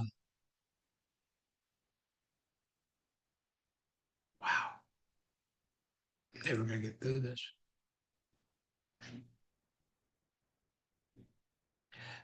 You have to perform this maintenance schedule on an annual basis. And it's pretty restrictive. Now, this is not actually from the manufacturers. This is from the AMA guideline. So to keep the 15-year warranty in advance, a cleaning by hand, or no power wash, date, time, specific products, maintenance person designation, very restrictive. It costs about 75 cents in today's dollar. So again, the question becomes two things. Number one, who does this? I don't know. Maybe more than I would estimate. And if you're looking at this material up front and you're looking at first cost, should this be a consideration? You know your client, let's say it's a school, an education or something, they're looking for life cycle. They're, you're looking at a premium material, and the warranty is important. Should you factor in an extra $10 to $15 a square foot up front, knowing that you're going to have to spend that in the future? I don't know. I think it's something to be considered.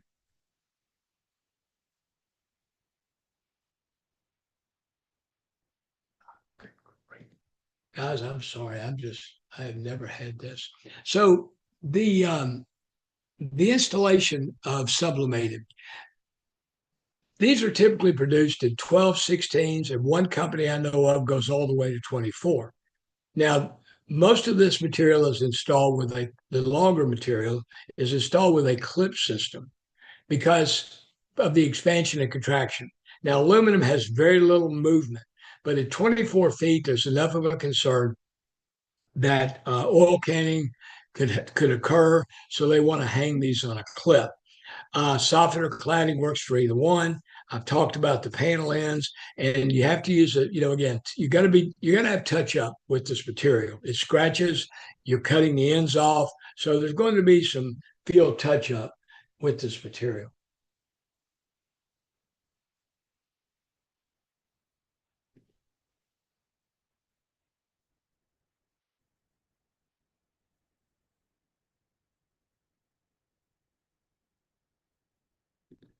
Non-combustible, of course, can be used in any class of construction.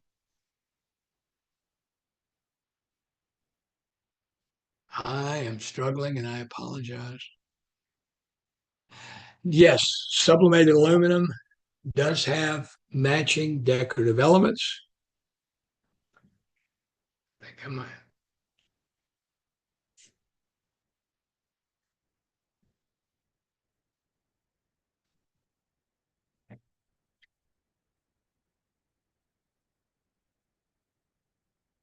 So bear with me a half second. I'm going to change my mouse.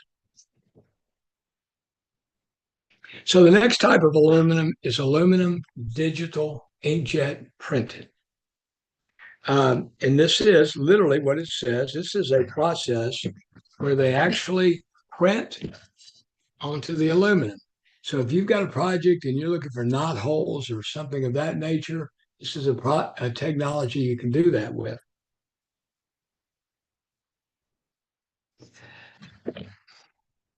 The life cycle, similar as you might imagine to the sublimated, it's got good color retention. If you are candidly looking for the maximum variation in color, I mean, something like, this earlier image, I mean, look how much variable color in that. You can do that with digital ink because it's just, well, it's not the mouse.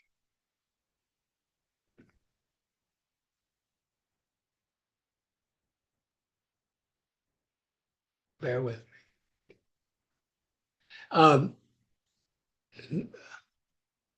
Moisture's not a problem. Sustainability, like it's very similar, good at the time of manufacturing, end of life recyclable.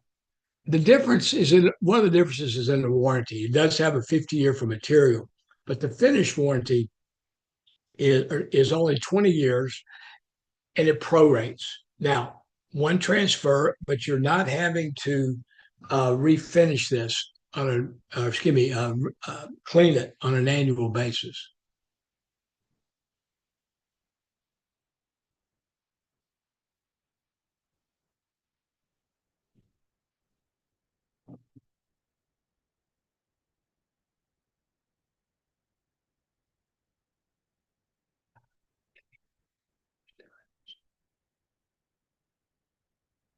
The installation, it is a traditional range screen. They don't want clips. They want a full furred system.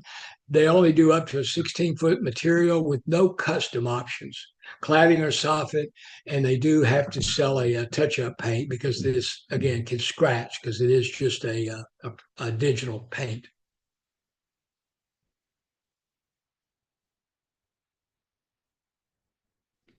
There are,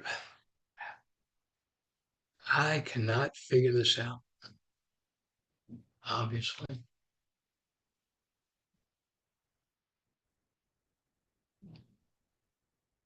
Yancy, do you want to take some time to reset the PowerPoint?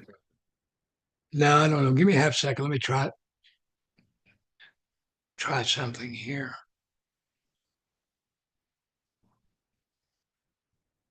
I can't even get the page up and page down. Tell you what. No, I have no idea. Son of a gun.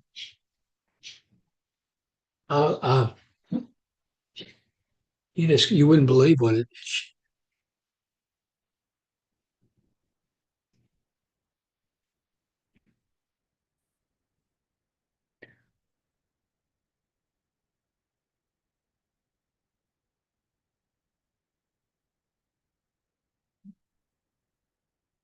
All right, let's get through the aluminum, and I'm not sure how to fit. I've never had this problem, and I do not know how to fix it.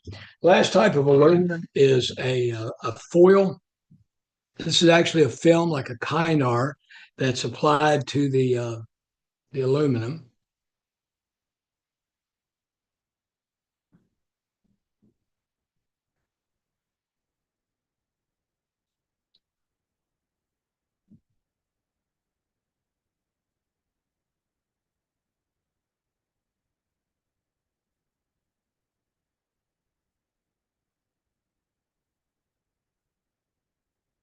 The life cycle, its color retention is good, maintenance is low, moisture, it's metal. Sustainability, it's aluminum, can recycle at the end of life. The warranty is a little bit different. 25 years, non-transferable. And you do have to clean this on an annual basis.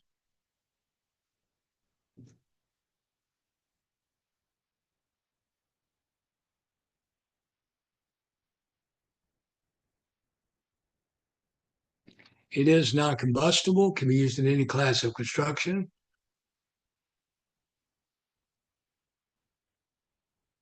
And yes, they do have decorative elements.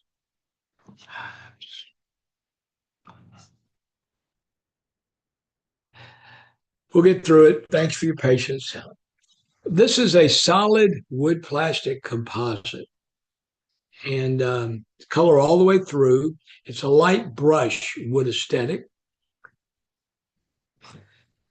It is made from 50% wood biofiber and 40% virgin grade PVC. Now, that may or may not be a concern for you, but PVC is a toxic thermoplastic when it burns. The life cycle performance, color retention is good. It's a very low maintenance product. Moisture is a concern only if the wood fiber, 50% of these boards is a wood fiber, if you allow it to wick moisture. I believe best practice with this technology, which quite a few of you had used, is to reseal ends when you cut them. So the reason for that is not that if they wick moisture, the unsealed ends, the boards aren't going to fall apart. What's going to happen if your project's in a moist, humid environment is you're going to get a mold and mildew growth. You'll get a black type ends, and it's just an aesthetic problem. The installation of solid wood plastic, I think it is labor intensive. It takes 3 components, and you have to put up a furring, then you have to put up a clip, and then you install your cladding. They want it to be, these boards are 40% PVC. If any of you have any knowledge with vinyl siding, that is 100% PVC. Vinyl siding moves so much, you can't butt it together. You have to overlap it. A 12-foot piece of vinyl siding can move 1.5 inches. So these boards do expand and contract a lot. They don't want them installed under 32 degrees. They want them to sit on the job site for 48 hours. They want the installers to wear gloves. And the reason for that is these wood fibers can be absorptive of skin, oil from the skin, and dirt. They even properly installed. If your project's in an area that's hot in the summer and cold in the winter, you're going to have 1/2 inch to 5/8 inch joints open in the winter. And that may be something you'd like to address. And softener cladding works for either detail. These are Class A rated. They do have an NFPA 285 assembly. Now, you've got wood and plastic. So obviously they burn, but they pass the 285 standard with horizontal fire stopping. So they have the assembly, and you can work with it if you'd like. They also do have decorative elements. The base material is a Class A rating. The decorative elements this technology in and of itself is not that strong. So you're not going to get enough of a span or a wind load rating. So you're going to have to put metal inserts if you're working with this material in a decorative element to get any sort of span rating. So the last technology today, and again, I can't thank you enough for your patience. I really have no clue why it's acting up, is porcelain. This is a piece of wood aesthetic porcelain. Porcelain is a very environmentally friendly product. It is made from clay, feldspar, and silicone.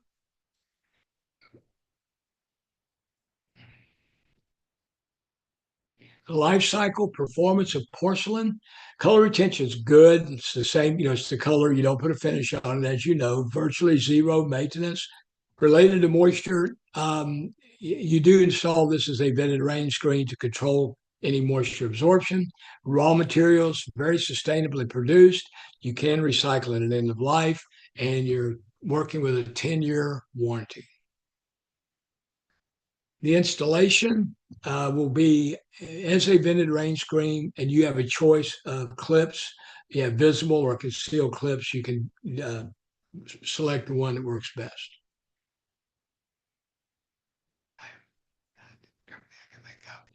Porcelain, as you know, is non-combustible, can be used in any class of construction. There we go. I finally found a tool I could use. Decorative elements are not available. So you'd have to, again, look at a different technology for screens, louvers, and so forth. So let's talk dollars and cents. With the exception of fiber cement today, these other products do not require finishing or future maintenance in theory. Fiber cement's the only one that you have to put a finish on in the future, but it's also our lowest cost, first cost option. So here's a initial cost. Let's look at a 10-year expense, and then let's consider 20. Well, fiber cement's obviously you could have pay me now or pay me later, and looked at an alternative wood aesthetic technology that you could have not have to worry about putting finishes on it in the future. And of course, there's obviously many factors that drive this decision. And quite a few of you were very honest at first cost, 39%, especially, and I know in today's environment, it's an important consideration. But again, the project may, the budget, it may make a difference in the future because nobody wants maintenance, right? So last poll question, Fulgence, if you'll do the honor. Yes, absolutely. Are clients willing to pay a premium upfront for improved life cycle performance technology? And while they're working on that poll, Daniel asks, how does one lay a grain into a powder coat finish? Is the graining under the finish? I'm sorry, repeat the last part of that question. Is the graining under the finish? I think a better word, if I'm assuming he's referring to sublimation, it's sort of embedded in it. Excellent. Again, it's a powder coat. It's sort of it's a paint, and it's laid in and embedded into that. Perfect. Thank you. And just one more. What is the cost of the rain screen system as opposed to a traditional barrier wall system? Seems like technology for the sake of tech might be a bit off the mark. Okay, I'm going to ask for that one again too. What is the cost of the rain screen system as opposed to a traditional barrier wall system?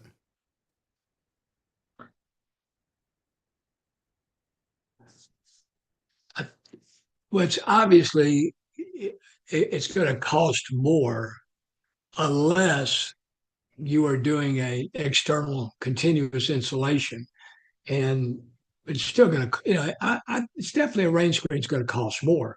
Now, if you're doing a CI assembly and putting your insulation on the exterior, you're not obviously doing the cavity insulation with a barrier wall. But I would think overall, obviously a rain screen, you're adding, furring material, and it's definitely going to cost more. I don't have a good percentage I can tell you though. Thank you, Yancy. Let's go ahead and end the poll. Thank you for your participation, everyone. So we have 61% yes. Okay. I think we did this program yesterday without glitches, by the way. And we had about, I think, 63% yesterday. Thank you. Oh, heck, I got that. Not mine.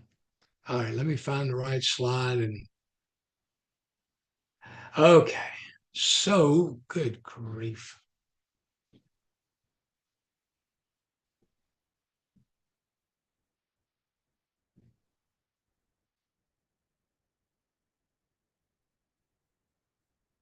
Okay.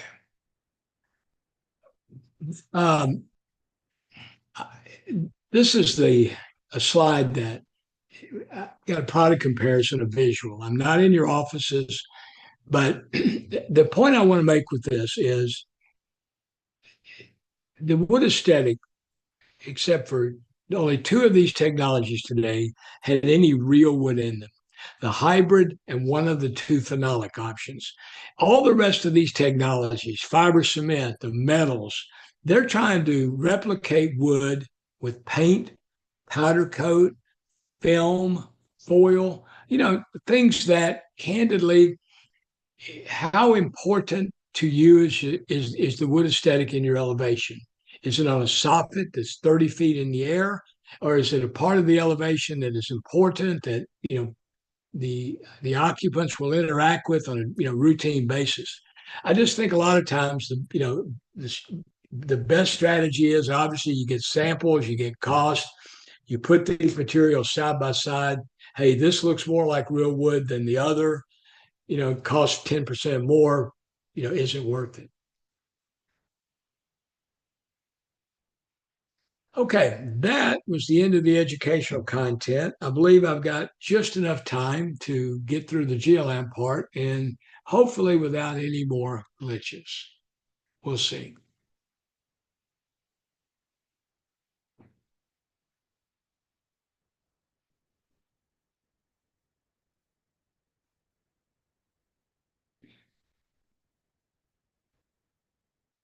Well, never had that problem either. Yeah, what's going on?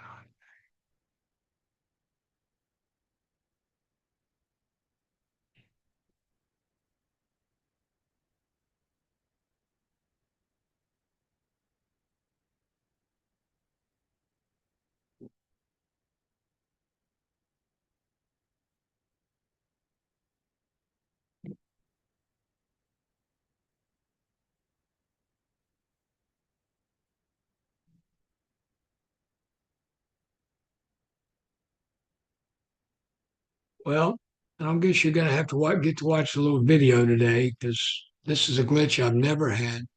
But GLM is a hybrid. It is aluminum and wood plastic, and it is made by co-extruding the wood plastic to the aluminum. And the key to the GLM product is there's an adhesive between the wood plastic and the aluminum that bonds together these dissimilar materials related to expansion and contraction. The adhesive, which is proprietary, is honestly what makes us so unique. We've done well over 1,200 jobs in North America. We've been here about 15 years. The company's 50 years old. It's made in Japan. We stock material in Houston, Texas. But after it goes through the extruder, it's sanded. We want to provide for you the look of a real wood, more of a rough sawn aesthetic. And we achieve that by sanding. Now, our sanding is available in different levels. We can do a very rough, a light, and so forth. So here's what we sell with the hybrid technology. We sell a cladding that is a 6.5 inch surface. What we sell at GLM is life cycle. We sell direct. There's our price. There's never going to be a question of budget and with GLM because we're going to tell you right up front what the cost would be. This is a premium product. Fiber cement is cheaper, but this looks like real wood because it is real wood, and there's no maintenance on this, zero. So it's a life cycle investment. Is it for every project? Of course not. We call ourselves a specialty wood product. I guess my video's not going to run either. It's a very easy product to install. Corners can be mitered. Jesus Christ.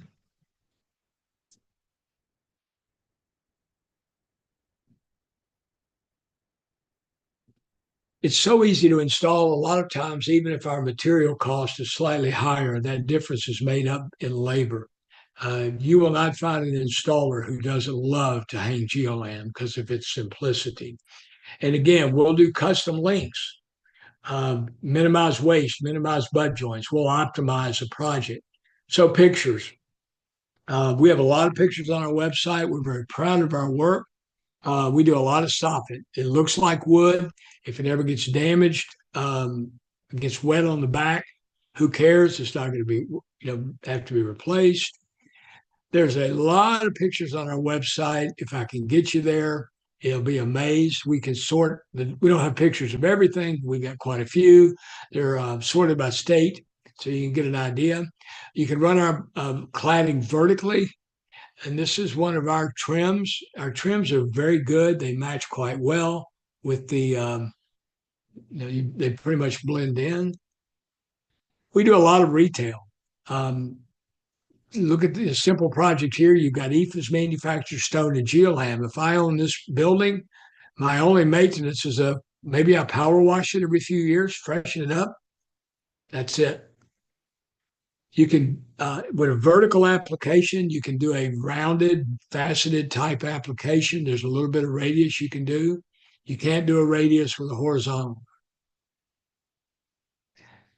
Commercial buildings, we do a lot of work there. Again, a couple more dollars up front to get the aesthetic that won't change and the zero maintenance. It's a pretty good investment. We've done all kinds of retail: Starbucks, McDonald's, Fat Burgers, P.F. Chang's, Whole Foods.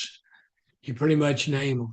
Hospitality. This is a Hard Rock in Atlanta. We've done Marriott's, Hyatt's, for all the reasons I mentioned.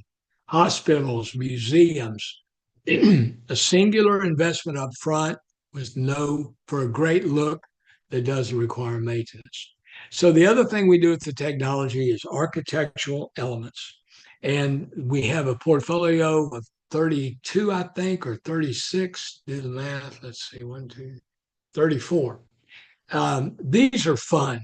Okay. They're small, large, all kinds. There's fins, all kinds of profiles. And we do a lot of fun projects with these. This is geolam on the canopy here. The dark spot in the middle is the resting place of B.B. King. So you can do a lot of creative stuff. You can use it as an open jointed rain screen. This is a really beautiful project in Southern California. That's the geolam on the screen there. And they brought it into the interior envelope. You can use geolam on the interior because it is rated as non-combustible. I like to talk about this project because it's the creativity of it. You've got two geolam profiles there in two different colors and sizes. If you look at the pattern of the lighter color, it's replicating an EKG. I thought that was very creative. If you've got a project with a harsh UV environment in a higher elevation, a coastal job, believe me, we've done work in worse.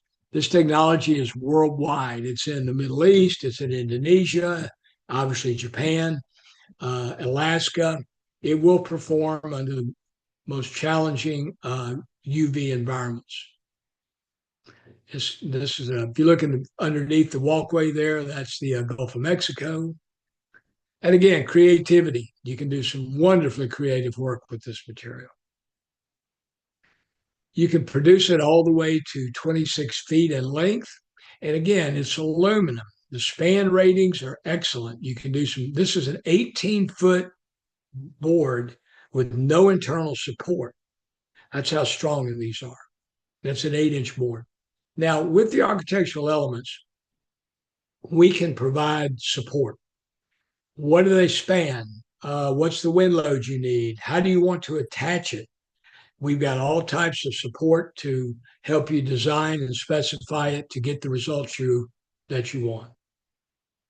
We also offer at geolam one commercial deck, just one, but it's such a unique product, I always like to mention it. It is not metal. It's not a hybrid. It's a hybrid of plastic with a wood plastic composite cap.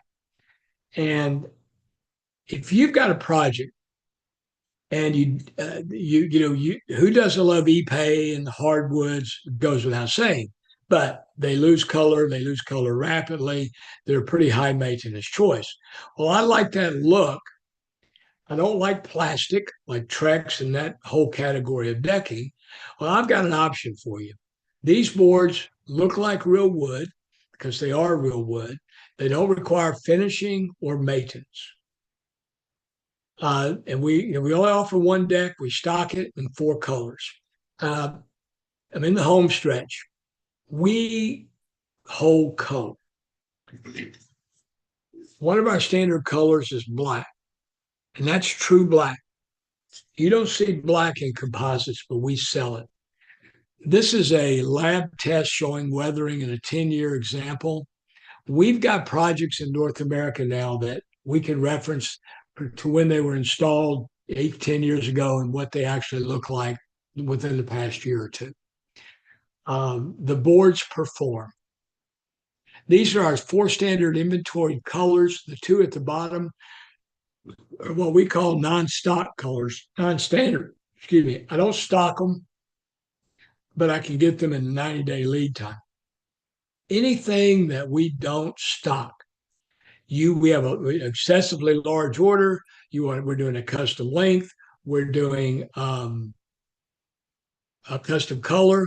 We work on a 90-day lead time. Not, many of these technologies from overseas, they're 4 to 6 months.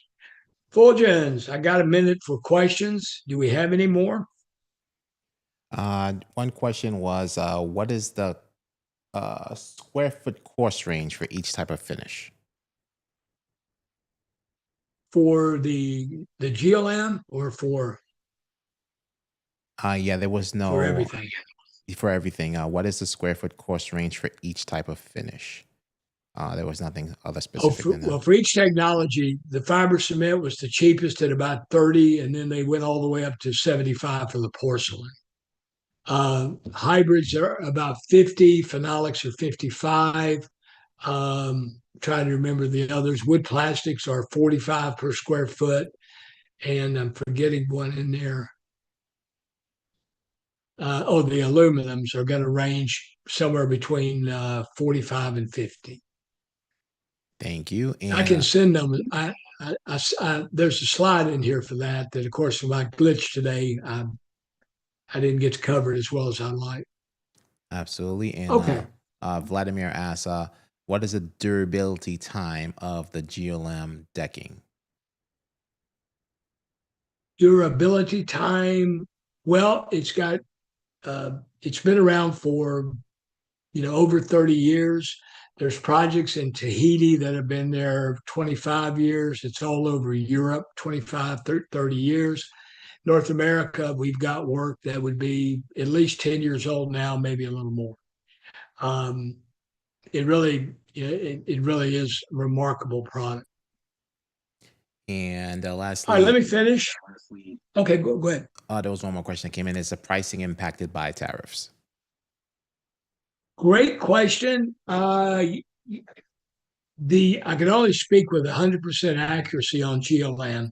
We are adding, as of today, and we have for the past month or so, we're adding a 6% tariff to any order that, any new quote, 6%, which is very manageable.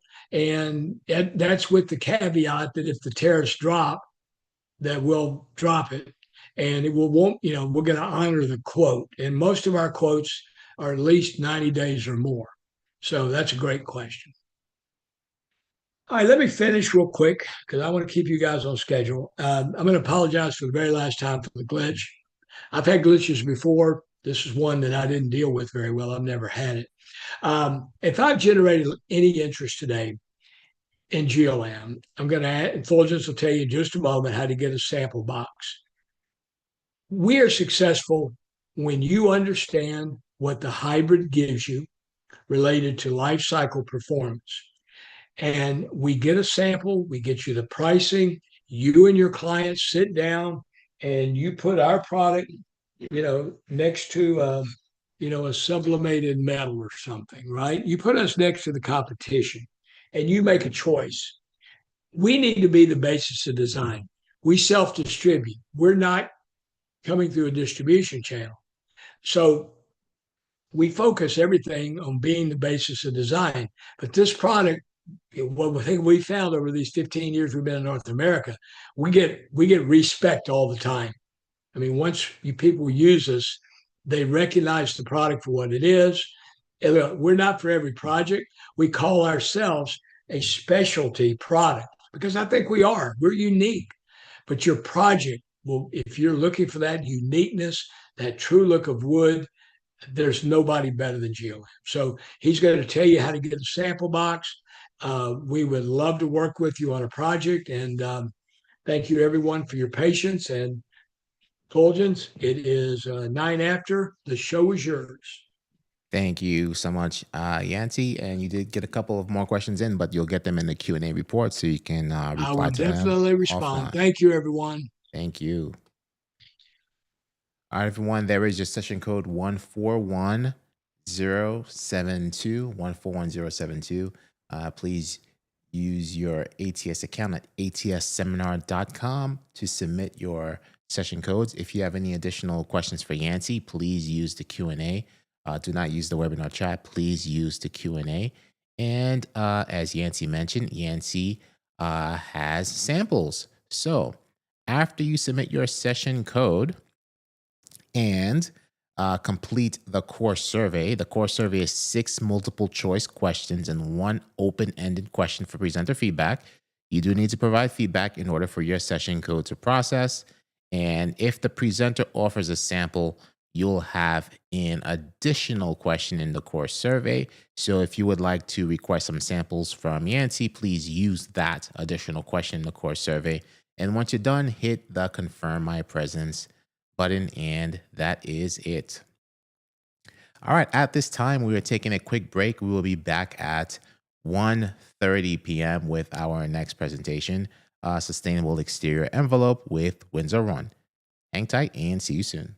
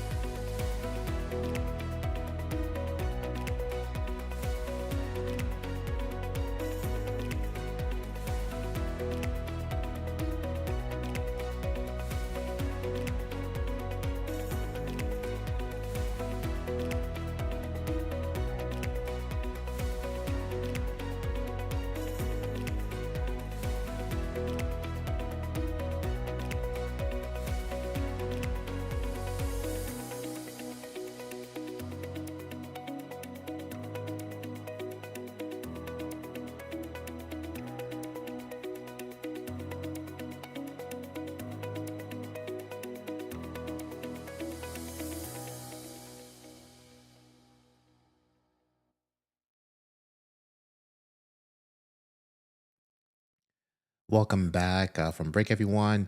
Moving right along with our agenda for today. At this time, please join me in welcoming Ryan Jeffries from Windsor One here to present sustainable exterior design. Ryan, hello. Can you hear me? Can you hear me as well? Yes. How are you? I'm doing well. And yourself? Very good. Very good. Thank you for being here. Whenever you're ready, Ryan, go ahead and set up your screen share so we can get you all Perfect. going.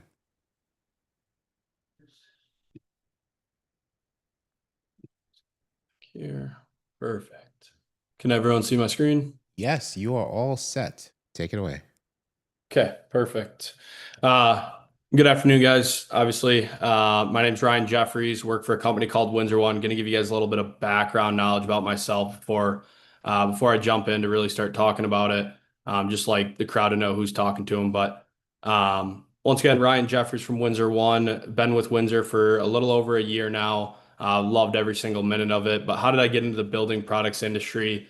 And how did I come to be a sales rep at Windsor? So prior to my senior year of college, I did an internship with Universal Forest Products where I got to see every single side of this business, whether it was on the inside sales role, outside sales role. I worked in the manufacturing plant, was on the shipping and receiving team, marketing team. That's really where I grew a love for this industry. Along with that, my father's been on the window and door side of this industry for 35 plus years. So hearing his conversations around the home, on vacation, in a car ride, always encouraged him to put the phone on speakers. I like the back and forth camaraderie of this industry. That's really what drew me in. And then along with that, some uncles that are general contractors. So kind of just runs in our family a bit, but that's what got me in here. That's enough about myself. I'll kind of jump right into sustainable exterior envelope. A little bit of housekeeping prior to starting, just some learning objectives and also a couple other things. So this program is registered with the AA/CES for continuing education. As such, it does not include content that may be deemed or construed to be an approval or an endorsement by AA of any material of construction or any method or manner of handling, using, distributing, or dealing in any material or product. Questions related to specific materials, methods, and services will be addressed at the conclusion of this presentation. This presentation is protected by international copyright laws. Reproduction, distribution, display, and use of the presentation without written permission of the speaker is prohibited. And then this course is approved by the GBCI for continuing education. Approval for this course indicates that it will be monitored by GBCI to ensure that it upholds the quality, relevance, and rigor necessary to contribute to ongoing learning and knowledge areas relevant to the green building products industry. Let me just 1 second here, get that out of the way. Oh, whoops. Can you still see my screen there or no? We still see your screen. Okay, perfect. Oh, here we go. Oops. At the end of this course, participants will know how to increase the durability of wood products used on the building exterior envelope, understand best installation practices and differences between popular wood treatment methods. So some of those learning objectives for today, biological effects, identifying how biological agents affect the durability of wood products installed on the exterior envelope, how these conditions can lead to product failure and how these factors can be remedied, environmental effects, identifying the effects environmental factors play in compromising the dimensional stability of wood products, preventable measures, distinguishing common installation mistakes and preventable measures that can be taken to ensure wood products reach their maximum lifespan on the exterior building envelope, and then prolonged durability, evaluate methods for increasing prolonged durability of wood products. So with that, let's just jump right in. Factors that affect the durability of wood. So we have biological agents and physical deterioration. We're going to break each of these down into little subsections of themselves. So there are three main factors: mold, fungi, and insects that all affect the durability of wood products. And to kind of break them down a little bit more simple. So mold being the first, wood is a biological material consisting primarily of cellulose, lignin, and hemicellulose. These three structural polymers make up 90 to 99% of wood's mass and give it such great structural properties and integrity. Of those three structural polymers, cellulose and hemicellulose serve as the initial food source for mold and fungi. So inside of a living tree, the bark plays a great barrier against fungal and insect attack. But once it's harvested, we lose some of those diminishing factors. And how can we go about to make it better? So the next being fungi. A wood decaying fungi is a variety of fungus that digest moist wood, causing it to rot. So some species of wood decay attack dead wood, such as the brown rot or armillaria, which is a honey fungus. These are parasitic and they colonize living trees. Fungi that not only grow on wood, but actually cause it to decay are called lignin-colous fungi.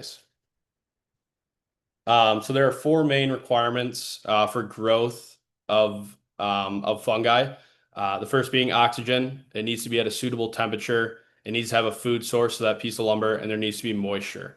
Mold fungi have fairly broad temperatures that they grow in. It's usually 70 to 85 degrees Fahrenheit.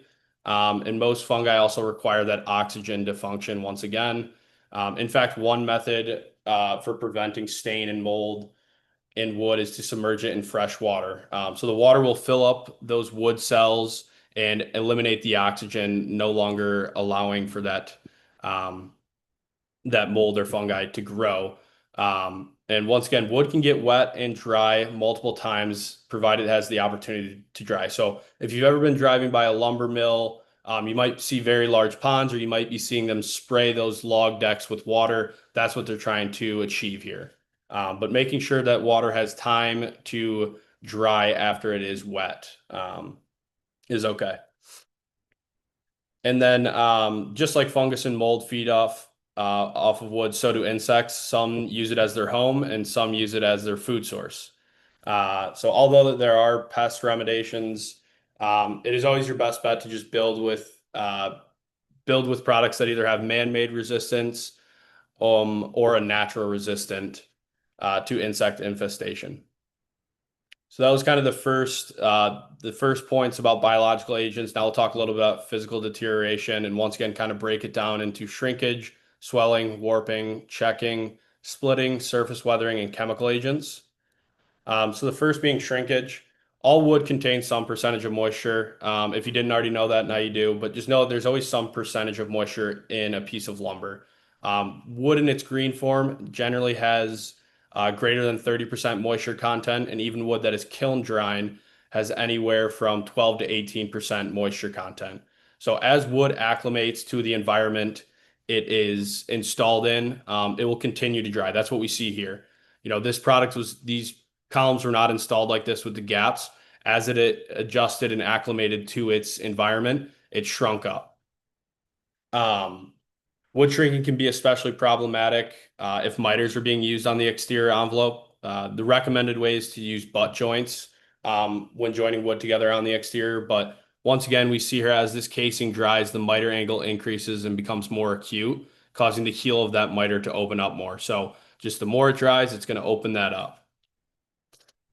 Kind of vice versa of shrinking, swelling. So wood actually will reach an equilibrium with the environment that it's installed in. If there's greater moisture content in the air, wood will continue to absorb that moisture until it is acclimated with that environment. So this is not only illustrated in the photo,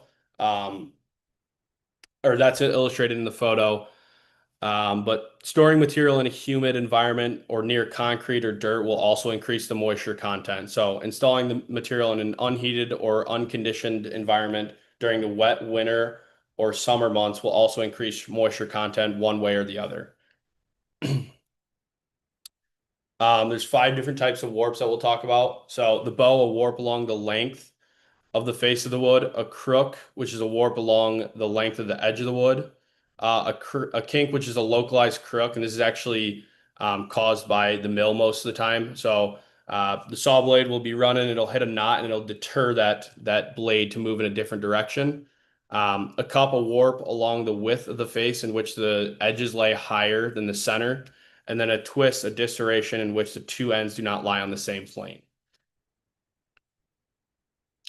Checking or cracks that occur at the end of lumber, they are caused by shrinkage differences between the surface of the core of the drying lumber, the surface and the core of the drying lumber. Sorry.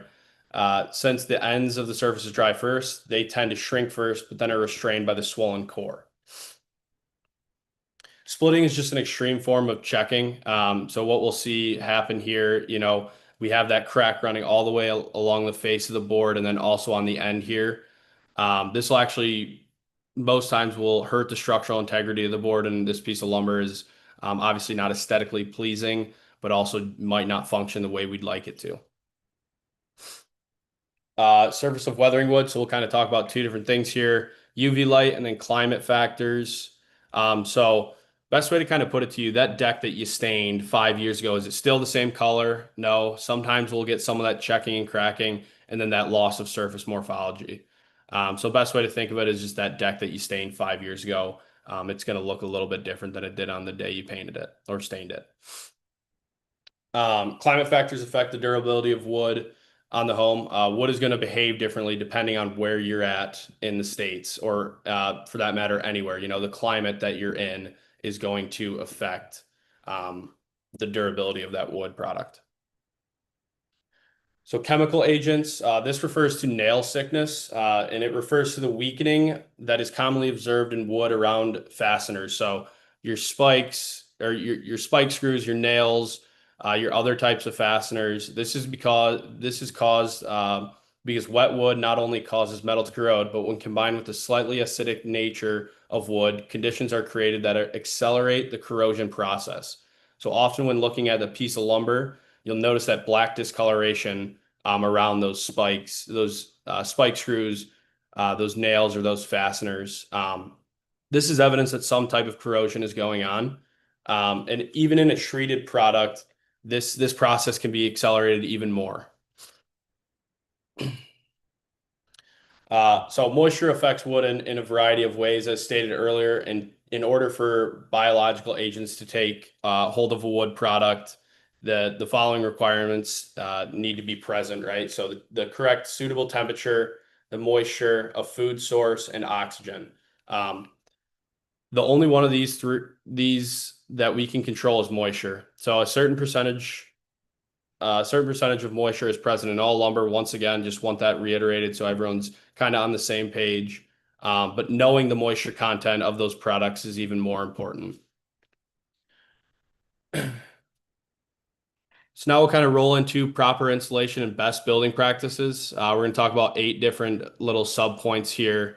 The first being proper storage. So before you start, be sure that all of the products are out of weather, flat, and off the ground. So the way we can do this is put the product up on stringers. And the reason being so is we want air to be able to circulate under that product. We don't want that product being directly on the ground. So let's say, for instance, if you're not able to be in a conditioned space like a garage or inside, and you have to use outdoor storage, once again, we want to make sure that product is up off the ground so air can circulate through it. So once again, on stringers, we're going to want to make sure we have a pitch of that unit. And then lay a tarp over top of it. So it's almost going to look like a Midwest roof with that pitch, and then something to lay on top so that tarp doesn't blow off in the middle of the night. And the reason we do a couple of these things, the pitch, one, we have to know that not all tarps are 100% waterproof. So we don't want water just pooling on top of that unit and maybe seeping through in the middle of the night when we're not on the job site. And then once again, something just on top so it doesn't blow off, because then what's the point of the tarp throughout the night? Earlier, we learned what a crucial role moisture content plays in how a wood product performs. So I know I'm not in person and I can't really do this, but I'd usually ask for a show of hands of how many of you have a hardwood floor installed in your home. But anyways, I'll just kind of let you know the most important thing that hardwood floor installer can do prior to installing is acclimating that product. Once he installs, and let's say it acclimates a couple of days after, it's going to aesthetically hurt the look of the your hardwood floor, whether it expands or contracts. But the same thing goes for using wood products on the exterior envelope, right? We want to make sure we're acclimating them to the environment that they're going to be in. If everyone could just jot these numbers down, these are just, your key moisture content numbers that I'd like for everyone to remember. So 30%, you're at total fiber saturation. The way you could know this is if you ever cut into a piece of lumber and water kind of starts spewing out, or your saw blade is wet, that is an indication that you're at total fiber saturation. You're somewhere greater than 30% moisture content. 18 to 20%, we're definitely not installing. You're going to want to be somewhere from 11 to 14% on exterior applications, and then 6 to 9% on interior applications. Note that acclimation times will vary due to many factors. So making sure we're using our moisture meters out there is once again a very, very important role, and a very important factor on all exterior job sites and interior. I'd like to just show this chart, the relative humidity in comparison to the moisture content. So we'll just kind of walk down the line here. When you're at 0%, obviously you're going to have 0% moisture content. 25%, you're going to be around 5% moisture content. That 50% humidity, you're going to be in that 9%. Best way to think about it is the humidifiers and the dehumidifiers set in your home. They're usually somewhere arranged from 45 to 50%. That's where we get that 6 to 9 number for moisture content on the interior. And then 75% relative humidity, you're going to be at 14% moisture content. And then 99% relative humidity, 23 to 30% moisture content. Another really cool map that I like to show here, we'll just kind of walk through it. We'll start out there in the central. As you can see, the relative humidity percentage, in the desert is pretty low, 25%. But as we move out left and towards the coast, and whether we move north or south, that humidity percentage kind of changes and goes up. Then we'll kind of slide back into the right side of the central and then in towards the Midwest. We're ranging anywhere from 45 to 55%. But once again, as we move towards the coast, that relative humidity percentage jumps up. To limit the chances of nail sickness that we talked about earlier, you should only work with galvanized or stainless steel nails. Both of these nails will actually hold up longer and deteriorate less in both standard and treated lumber. These nails are also strongly recommended for areas with wetter and harsher conditions, when your product, or if your product's going to be exposed to those wetter, harsher conditions out on the coasts. Overdriven nails. So it is important that overdriven nails are filled immediately. Use an exterior grade wood putty and spot prime the area after the putty dries. So failure to do this not only hurts, once again, aesthetically, but it might void some of the treated product's warranty as the envelope of the board has now been breached. So the 5 Ds of durability, once again, we'll walk through these 5 sub points and we'll just go through them here. So the first being design. Modern materials require more maintenance and care than materials used in past generations. So it is important to incorporate best building practices into all of your designs. Example, so let's say we're in New England. It is important to include a greater overhang. In an area with significant snowfall, you want to have a greater roof pitch, unlike you would in an arid environment, or an arid environment out in, say Arizona or Nevada, where it's going to be a little bit less rain and obviously no snow throughout the year, right? It is also important to note that building scientists and manufacturers both agree on these best building practices that we're talking about. The next being deflection. So in order to prevent mold, mildew, and rot, proper pitch, flashing, and caulking must be employed. So when you come across water problems on a home, one of the most common times you'll see it is incorrect use of flashing. So all horizontal unflashed profiles, so windowsills, your water tables, those need to be pitched at a 30-degree angle for that water to run off. Once again, when we have water sitting right on a piece of lumber, we are going to run into issues as time goes on. So here's just a correct way of that flashing or the pitched windowsill. Sorry.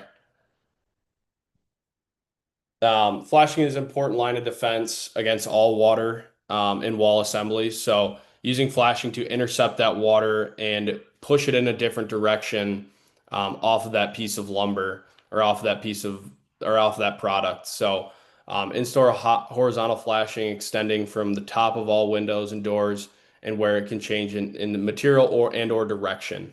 So once again, that 30-degree pitch, pushing it away from that product. So for caulking, the first thing being first, you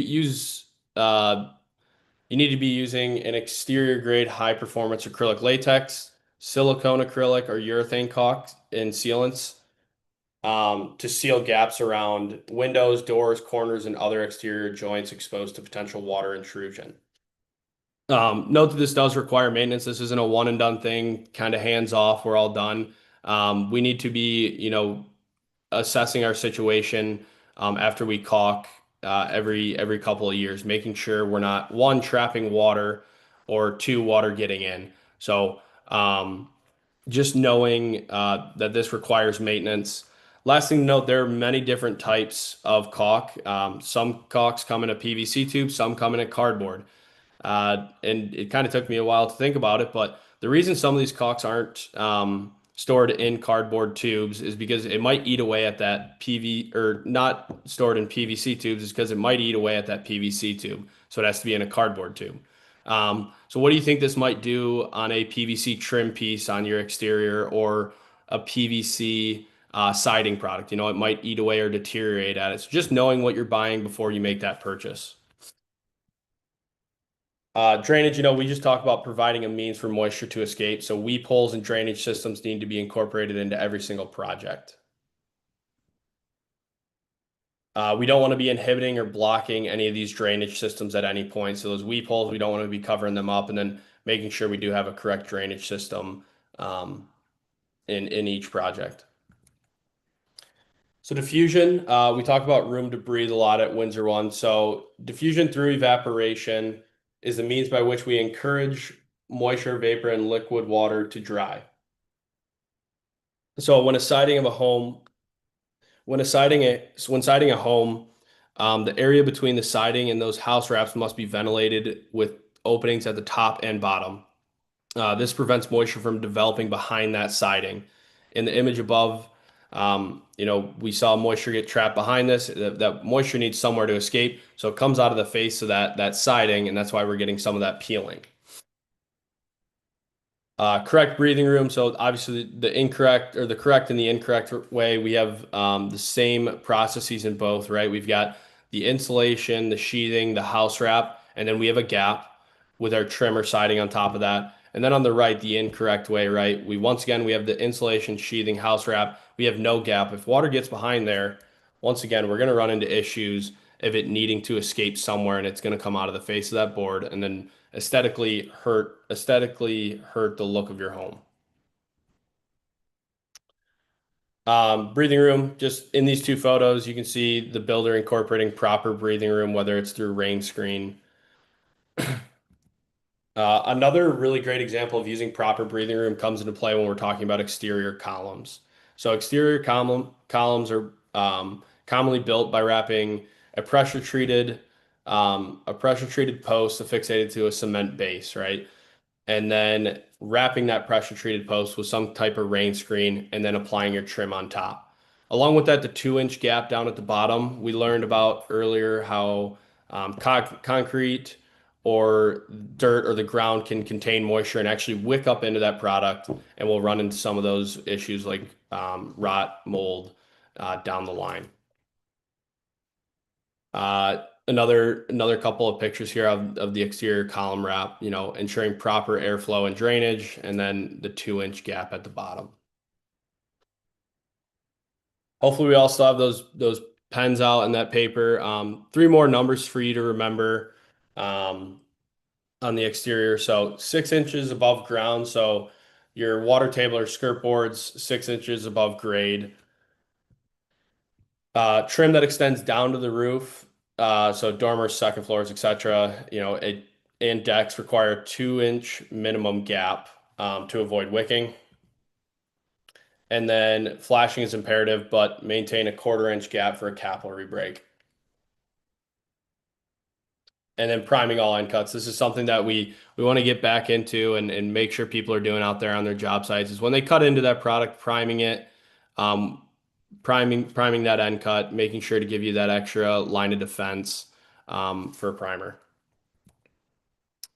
So now that we've got through 4 of those, the 4 Ds, we're going to talk about the 5th, which is durability.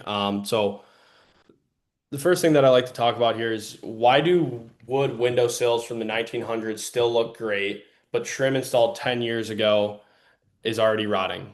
One, we're talking about old growth lumber. And the second being that the second part really to that is just the amount of health ramifications with some of the things that we're using a long time ago are no longer suitable for our environment. So we talk about some durable wood species here. We got the redwood, the pine, the cedar, and the hemlock. A little bit about this. So that very center part, that is the pith, and then the darker piece of this lumber, this tree, that is the heartwood, and then the yellow surrounding is the sapwood. Only heartwood with naturally decaying resistant species is resistant to decay. So old growth lumber, these are forests that predate the massive clear cutting that had been done in this country. In effort to preserve the remainder of this valuable resource, there have been many regulations and restrictions on regarding the harvesting of it. So old growth is anything considered planted over 120 years ago. Everything after that is second growth lumber. For the reasons that we no longer harvest old growth lumber, the forest products industry has also trended towards the use of plantation grown lumber. New growth lumber is a little less forgiving when not installed properly, due to the fact that majority of building products are made from younger plantation grown wood. It is essential that proper installation using industry best practices that we just talked about are followed. Because we were working with smaller timber in this new growth lumber, we also have had to cut lumber differently now. So historically, we were cutting lumber plain or quarter sawn, and all those little triangles that you see on the all those little triangles, those were yield, those were waste. So now we're cutting plain sawn, less waste, less yield. That's just the different way that we are cutting lumber now. We also talk about finger joining boards. So these are smaller pieces of lumber that are binded together by finger joints to create a larger pieces of lumber, and they're glued into each other at these manufacturing plants. Products for trim and molding details are now mass produced, which allows a lot of different types of producers and manufacturers to get into the game. But you as an architect or specifier need to carefully select the products that you are going to ultimately have your name on those job sites at the end of the day in your drawings and in your designs. Now we'll talk about increasing the durability of wood trim. There's four different man-made or 4 different types of man-made wood durability agents out there. Today we're just going to go through borate treatment method, the copper azole, LOSP, and then the TrueCore process. So first, for borate treatment method, sodium tetraborate, sodium pentaborate, and boric acid, and commonly known as disodium tetrahydrate DOT.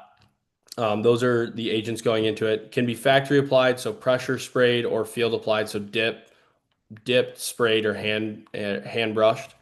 Some of the pros of this: effective against fungi, insects, and is fire retardant with higher retention. Excellent penetration, even on refractory, difficult to treat wood species. Reputation for safety. no color or odor, non-corrosive, and can be finished. Some of the cons to the borate treatment method, not suitable for applications where wood is exposed to frequent wetting or other known as leaching. Variability in field application, so it was correct preservative concentration, end grain only, so did they apply correctly?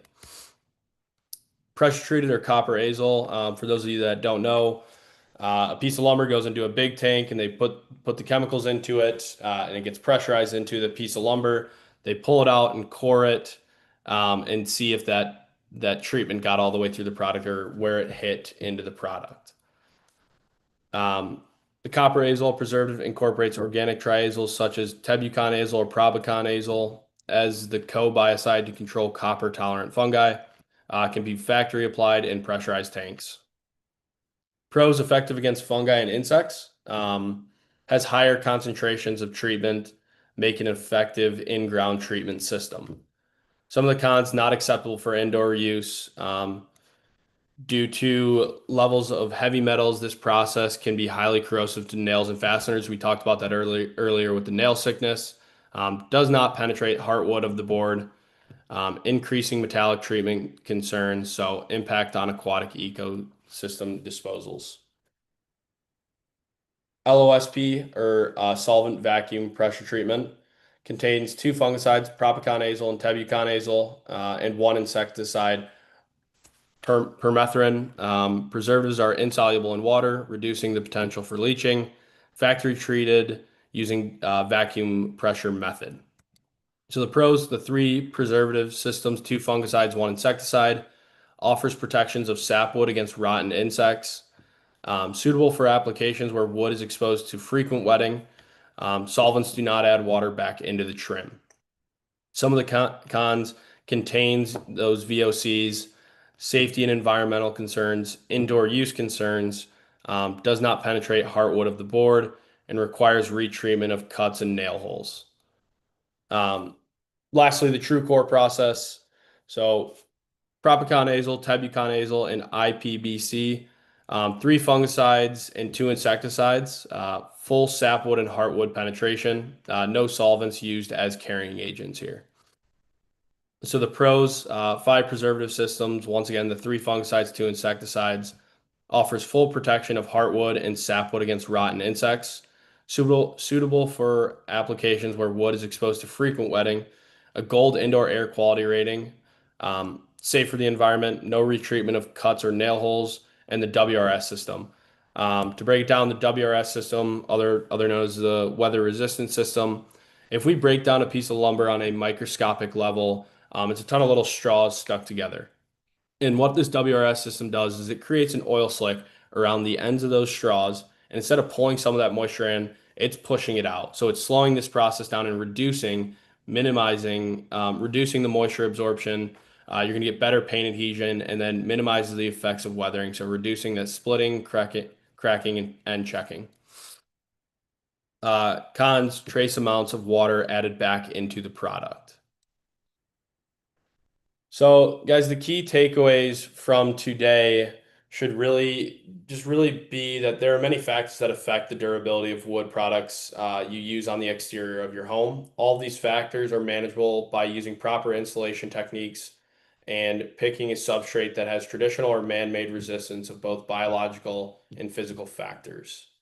But this concludes the American Institute of Architects for Continuing Education course. Once again, I want to thank you guys for your time, for allowing me to come in and educate. I think we have some poll questions as well. And then once we run those, maybe if I could take 5 minutes to talk about the Windsor product, that'd be fantastic. Sure, let's get into the first poll question. Thank you. The first poll question here is, what material do you normally specify for exterior trim? And you have about a minute to answer that. And there's a question from Charles. Charles asks, I heard that a 3/8 inch 10 millimeter gap was always recommended. What is the basis for the 1/4 inch minimum gap recommended in the presentation? The 1/4 inch on flashing, I'm assuming he's talking about, or what was the question again here? Let me see if I can go actually just pull the chat myself. In the Q&A. Oh, where are we at here? Let me get back to you on that one. So he said they said 3/8 inch versus the 1/4 inch. Yeah, what is the basis for the 1/4 inch minimum gap recommended in the presentation? Okay, yeah, I hadn't been asked that question. Let me get some more information on that and get back to him on it. Awesome. All right. And let's go ahead and end this poll here and share the results. We have 32% wood, 16% PVC, 34% fiber cement, 5% modified wood, and 13% other. And let's go ahead and launch the second one here. And that is, what is the #1 cause of all wood installation failure? Give you about a minute to answer that. If you have any questions for Ryan, please use the Q&A to submit your question there.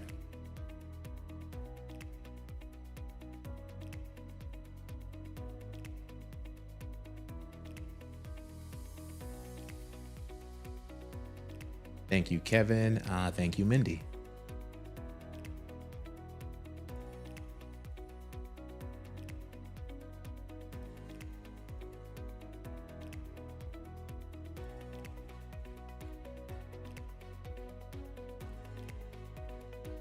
And we have a question coming in. For heritage buildings, do you have products available near Vancouver? In Canada, I think the closest, we have some lumber yards up in the Washington area, but for Canada specifically, I do not believe so. Up in BC. Awesome. All right, let's go ahead and end this poll and share the results with you all.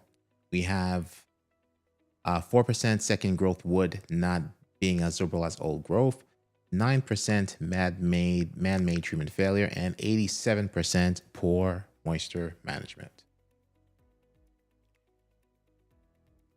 And let me see here.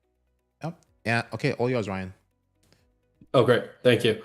So just kind of want to walk you guys through a couple of the services we have for y'all. We have CADs by style on our website. So any one of our SKUs, you can go in there and grab that CAD file along with the idea gallery. So some of our best work that we actually go out and take pictures of, that's also all on our website. And then if you are looking for samples or catalogs or idea books that we have, more than happy to get those to you. You can either use my direct contact or you can put in a sample request or catalog request through our website. So Windsor One protected boards, we have an interior graded product. I'm going to jump forward here, which is called traditional. We have our 30-year warranty product, which is called our protected. Our protected board, it's a finger jointed, radiata finger jointed prime board, always smooth, tight and clear, consistently true, and technically superior. So whether we're walking through, your flat stock boards, we got 1x and 5/4 material in interior grade and exterior. Cool part about our protected product, safe for the interior use of a home. So it's a dual purpose product. It can go both ways, whether interior and or exterior. We have plenty of specialty boards nowadays. So your Windsor One tongue and groove board, your shiplap, your nickel gap. We've got beaded ceiling, along with a beaded ceiling, bead board. So here's just some of those product offerings in traditional and protected for interior and or exterior, and then just the traditional for the interior. Pretty cool part about our protected product. We've actually now just hit 18 years, no claims against rot, insects, and mold. Started producing at 18 years, so it's upheld. It's been fantastic out there on the exterior use of a home. And then kind of to tie it all in, our classic American molding collection. So our four collections, the classic colonial, the Greek revival, classical craftsman, and colonial revival, all historically accurate. And we pulled from certain historic homes to make it really simple on someone making a decision of what they want to go with for moldings. Whereas, sometimes you open up those molding books and you got to flip through 100 different casings. We made it very simple. I think there's about 40 SKUs that we have to offer for moldings.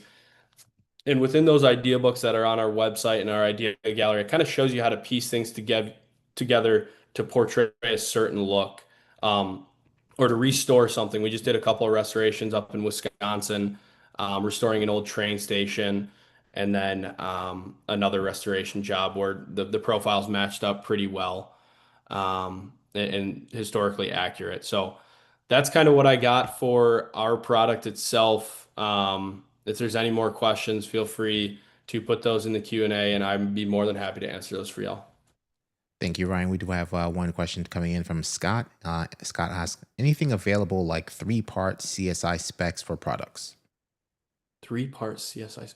That's another one that I'll have to get back. I have not had that question yet, and I don't have the information for him right now. So let me follow up on that one as well.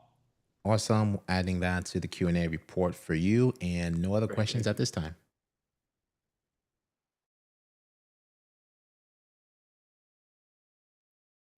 Awesome. Great. Well, thank you for your time again. Appreciate it. Thank you, Ryan. All right, everyone. There is a session code for sustainable exterior envelope. That is 141132, 141132. It is also available for you in the webinar chat. 141132. All right, we are a little bit ahead of schedule, but that means we can give Sergey a head start if Sergey is open to that. Sergey, you let me know. Yes, Fulgence, I'm here. I've been so interested by the Ryan's presentation, so it's perfect. But me, as usual, I'm ready. So we can try to connect. This is the most stressful, I would say, portion of my presentation. Yeah, as usual. Leighton, let's try to share my screen, and please let me know when you can see it. Yes, absolutely. And while you're doing that, here to present wood glazed facades in net zero and passive buildings. Please join me in welcoming Sergey with Unicell. And with that said, your presentation is coming up right now, and you are all set, my friend. Take it away. Okay, just a moment.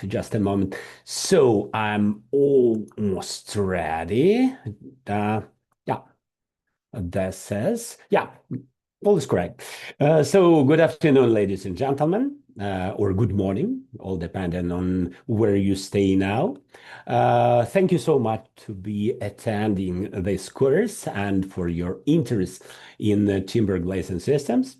I very hope you are already had a chance to enjoy your wonderful summer break, and now you are ready to restart your business activities. I'm Sergey Kolodov, technical sales representative for Unicell Architectural. And first off, let me a bit introduce myself. I'm originating from Ukraine and graduated from High Engineering School of Lyon City in France. So please excuse in advance my English. It's a bit of a special blend. I'll try to be as clear as possible today.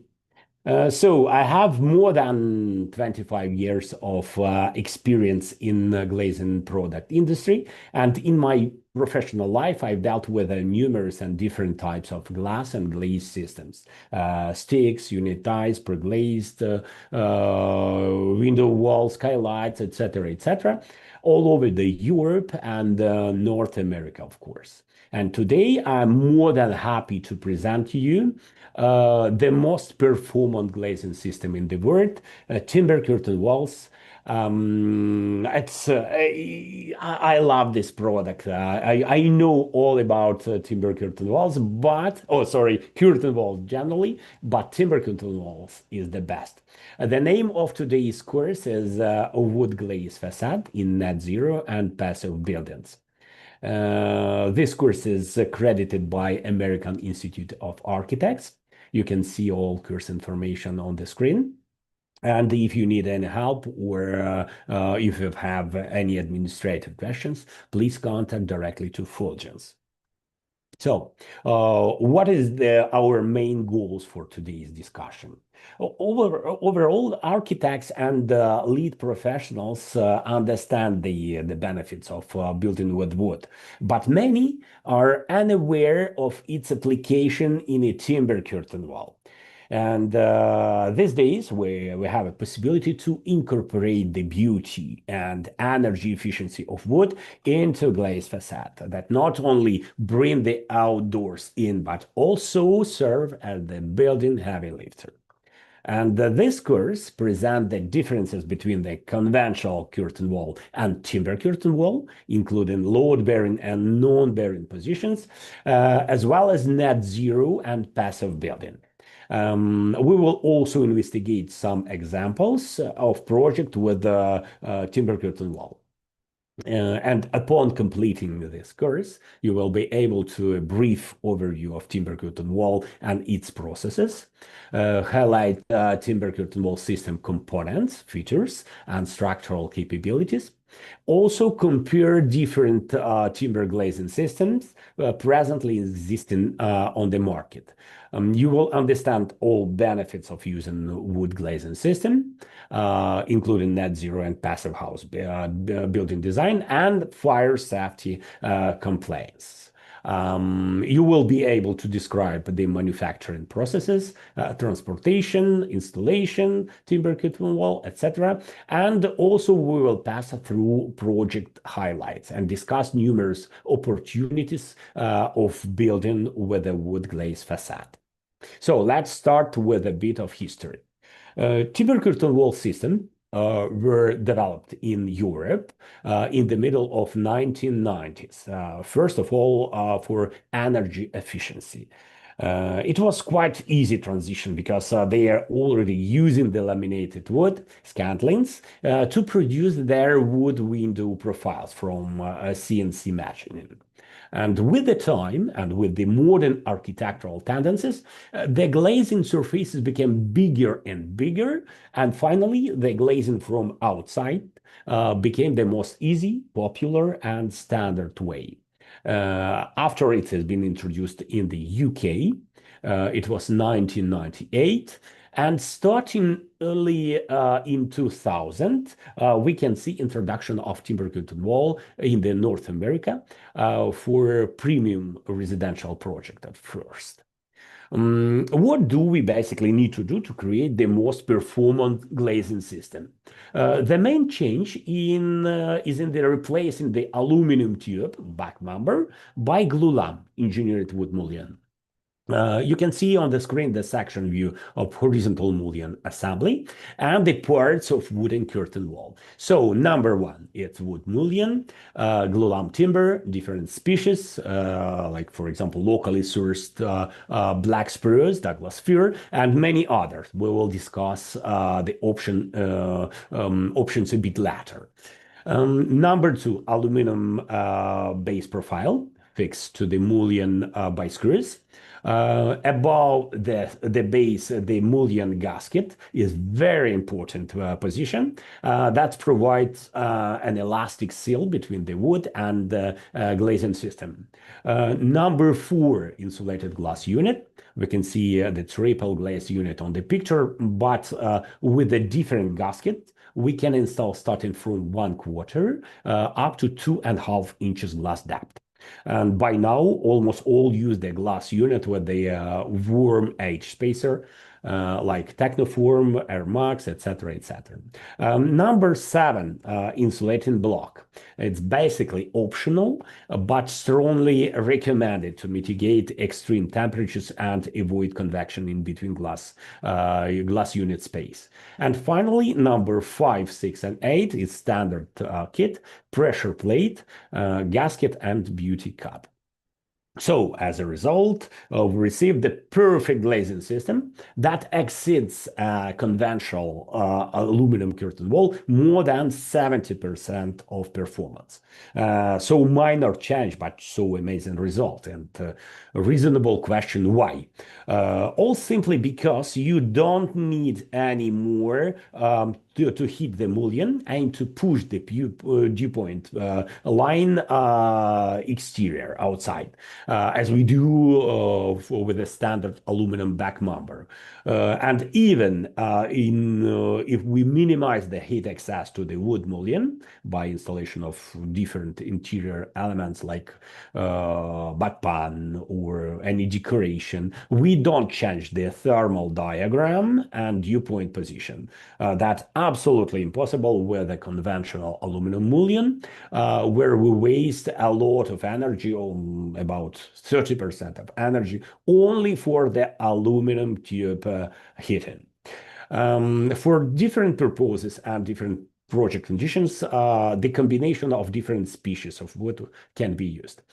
Basically, it's locally sourced Douglas fir or black spruce, also white oak, ash, it's for standard. Also very popular southern yellow pine, Alaskan yellow cedar, and many, many more.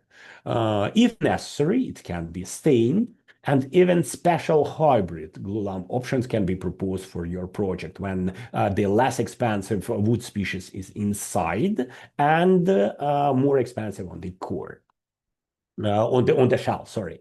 So wood is a perfect building material, structurally, thermally, statically, without any thermal extension and other type of headache that we normally have with aluminum. At the same time, we must be careful as for the long-lasting contact of wood with the water. I mean condensation. That's why the gasket system used in timber curtain wall needs to be optimized for elimination of thermal breach and the water evacuation. And combined with the insulation block and the warm edge glass spacer, in this case, the isothermal line should never touch the surface and will stay in the proper position. For proper water evacuation, we would need of different types of gasket depending on the drainage level. Normally, it could be 2 or 3 levels.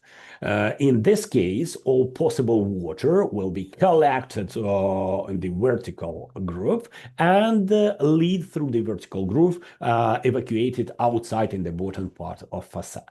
And this configuration does not require wet sealing. So no silicone, any sealant, completely dry processes.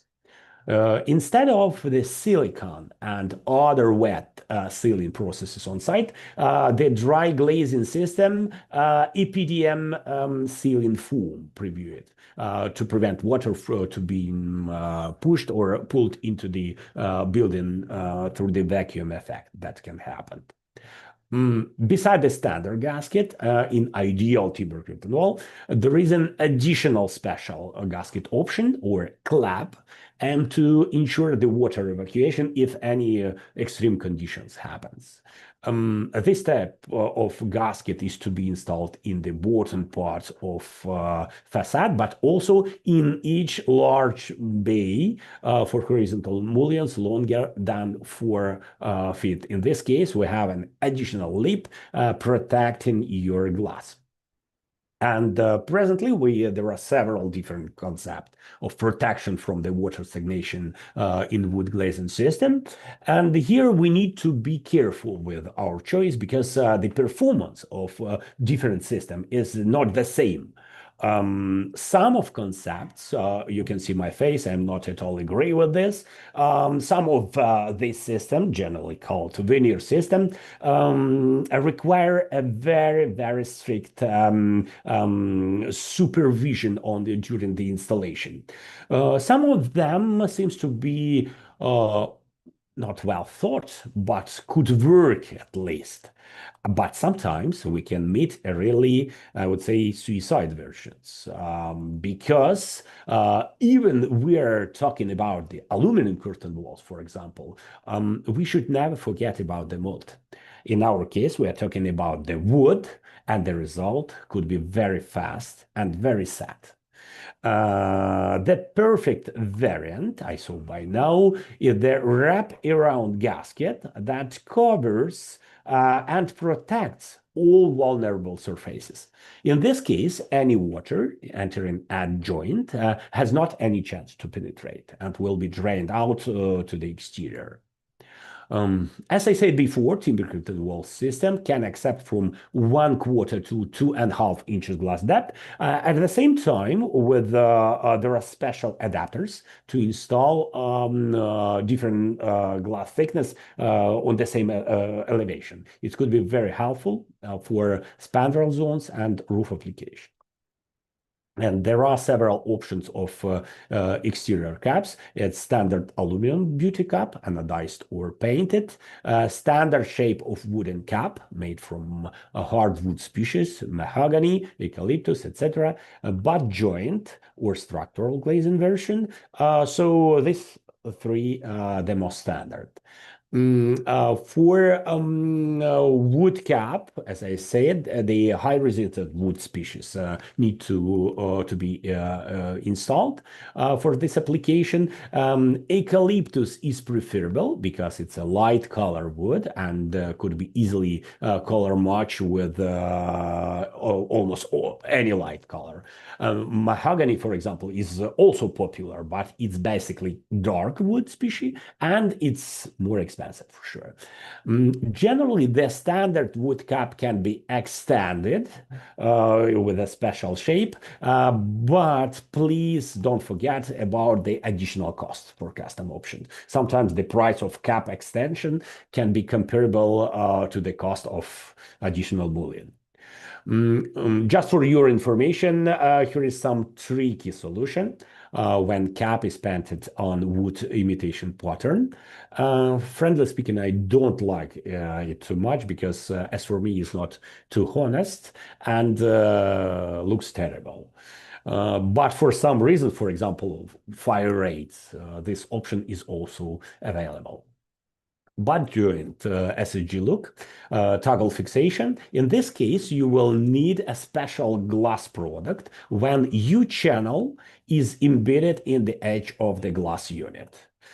This system is usable for double and triple glazing. Normally, U-channel is installed by intermittent section, depending on the glass dimension. And of course, some adjusted technology needs from a glass manufacturer, but nothing far out. If any issue with the U-channel, the cassette system can be used in lieu of the U-channel glass. This solution permits us to incorporate a cassette with the glass fixed on the interior side of the glass unit by structural silicon. And identically to the previous variant, the glazed cassette is mechanically fixed to the mullion with by toggles. However, please keep in your mind that this detail works great for a double glass unit, but might be challenging with the triple glazing, since the cassette adds 1 1/8 to the glass makeup. Another interesting detail, special plate initially engineered for sunshade fixation, and being structurally calculated, it can be easily used for any additional elements fixation, like, for example, deep fins. Yeah, now a couple of words about glulam. Glulam is a glue-laminated timber, well-known kind of engineered mass timber.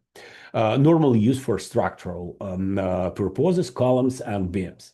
It's made of multiple layers of wood glued together with strong adhesives, and the pieces of wood are stacked parallel to one another according to their stress-rated performance characteristics.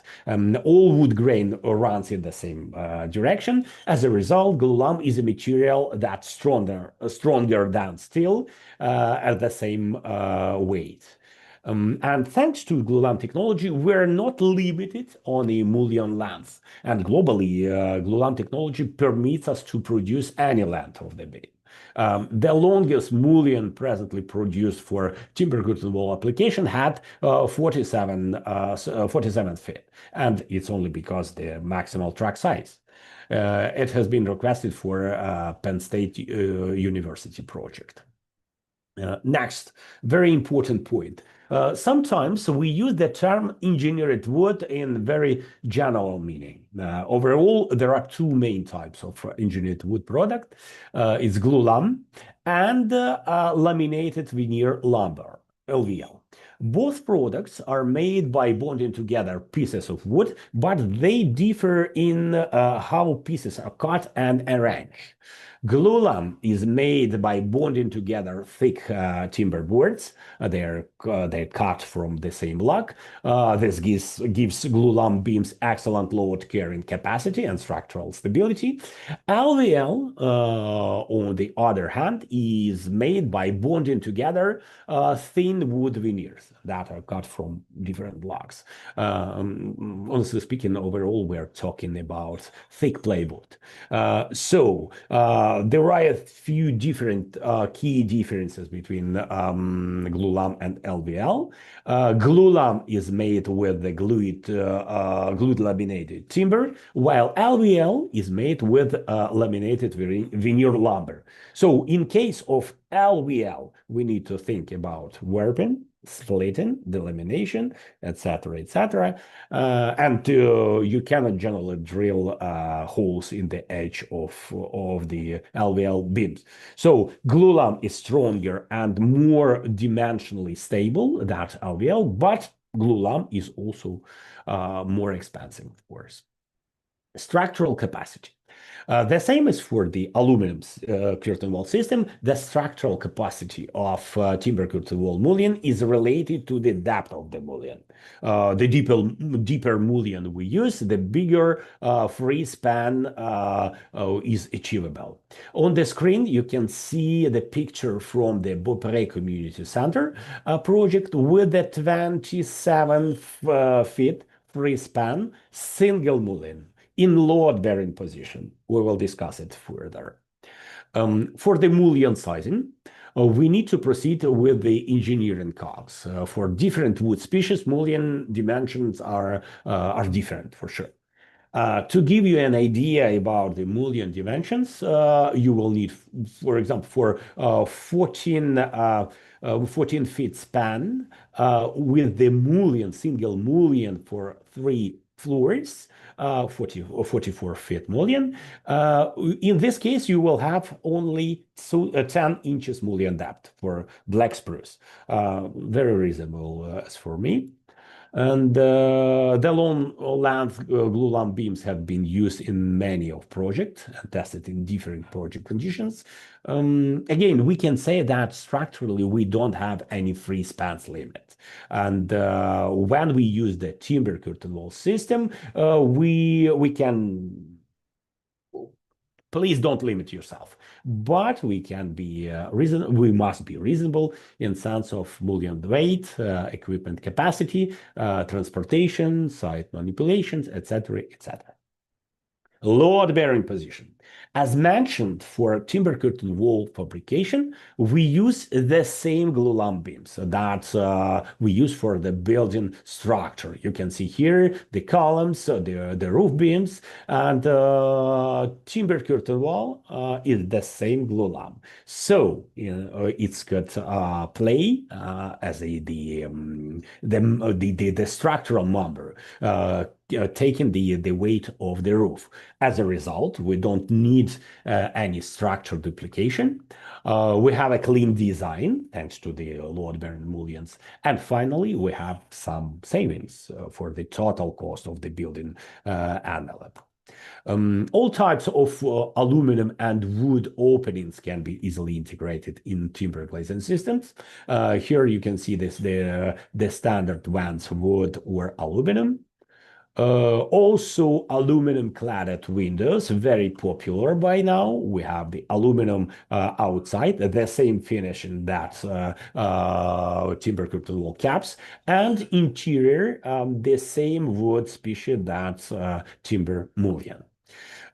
Structural glazing aluminum vents, typical detail, but please don't forget mechanical fixation at the perimeter of opening still needs because it's dry glaze system. Wood swing doors, very beautiful, mostly residential variant. For the where the high circulation, aluminum heavy-duty doors is preferable. Normally, it's used with curtain wall subframes for the best result. And if any special hardware needs, it could be embedded into the wood mullion. Also, wood sliding doors. I'd rather say sliding wall because maximal height 11 feet door is available, and because of exceptional waterproof performance of timber curtain wall, this permits us to install this system in a skylight position, and only 2 degrees of the roof pitch is enough. On the screen, you can see a beautiful skylight of Reagan Institute in Boston, where hybrid version timber plus aluminum has been selected by the architect. And here you can see another example of roof application for timber curtain glazing system. It's a residential greenhouse. It's self-bearing timber structure with exterior aluminum caps and break shapes. In this project, glass unit with a remotely controlled vision control system has been used in the roof portion for the sun shading. So you instead to install some exterior mechanical shadings, you have only button on the wall, and you control your sun shading. And all wirings has been made consult in the groove in the continuous beam. For your record, this groove can be up to 1 inch, but a half inch if required. And please consider that beside the conventional stick curtain wall configuration, the pre-glazed or unitized timber curtain wall version is also exists and could be proposed for your project. It's a brand new, first in the world, completely timber system. And presently, there are 2 projects under construction with the unitized system in Europe, one in France, one in Germany, and it's certified for North American market and is waited for the right project.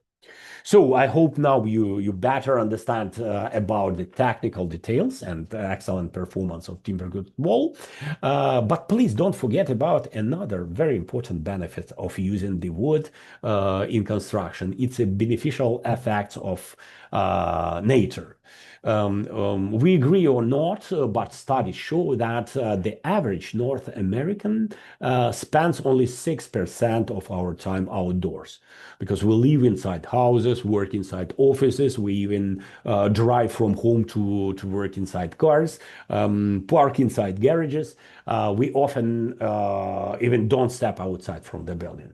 And using a timber curtain wall in the project design can help to bring the outside in. And I believe everyone will agree with this point. So I think now it's a good time for our first poll question. Fulgent, could you please help me on this? Would you consider using a timber curtain wall in future architectural projects? And we'll give you a minute to answer that. Sergey, Robert asks, can you talk about the durability of the exposed wood beauty caps relative to moisture, etc.? Yes, for sure. I mentioned we use for interior application, we use the softwood.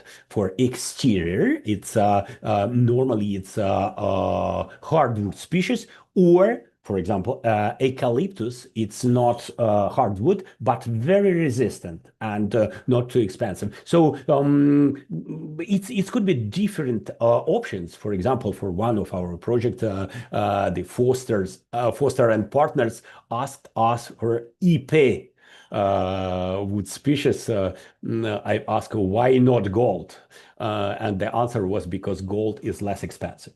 So it's I'm kidding, but it's a very special situation for sure. Some of them you need to protect and to treat once per 10 years. Some of them you don't need to treat. For example, we have this special situation with the cedar. But anyway, you will have the manual about how to treat, how to the options about your warranty. So if you need any special wood species or a special condition, please don't hesitate to write me, to send me your request. I will be happy to answer. Excellent. Thank you, Sergey. We're going to share the results. We currently have 9%. We do not specify building envelope products. 81% yes, now that I know it is available. And 6% yes, we already specify. And 5% no. Yeah, perfect. My mission is completed. Everybody knows about this. Okay, thank you so much. And yeah, let's continue. Now let's speak about the carbon neutrality. We hear the term a lot. Becoming carbon neutral is a growing trend. But what does it actually mean? And finally, what's wrong with the carbon? Because there are some forms of carbon, like diamond, for example, that we're very ready to pay for. As for me, this term is not perfect enough, and we'd rather speak about carbon dioxide and carbon dioxide neutrality. Actually, carbon dioxide is the primary carbon source of the life on Earth because plants, algae, and bacteria produce all what they need from the carbon dioxide and water, using the energy from sunlight and to fabricate oxygen as their waste product. In turn, oxygen is consumed by all aerobic life forms, including humans and animals, and carbon dioxide is released as a waste.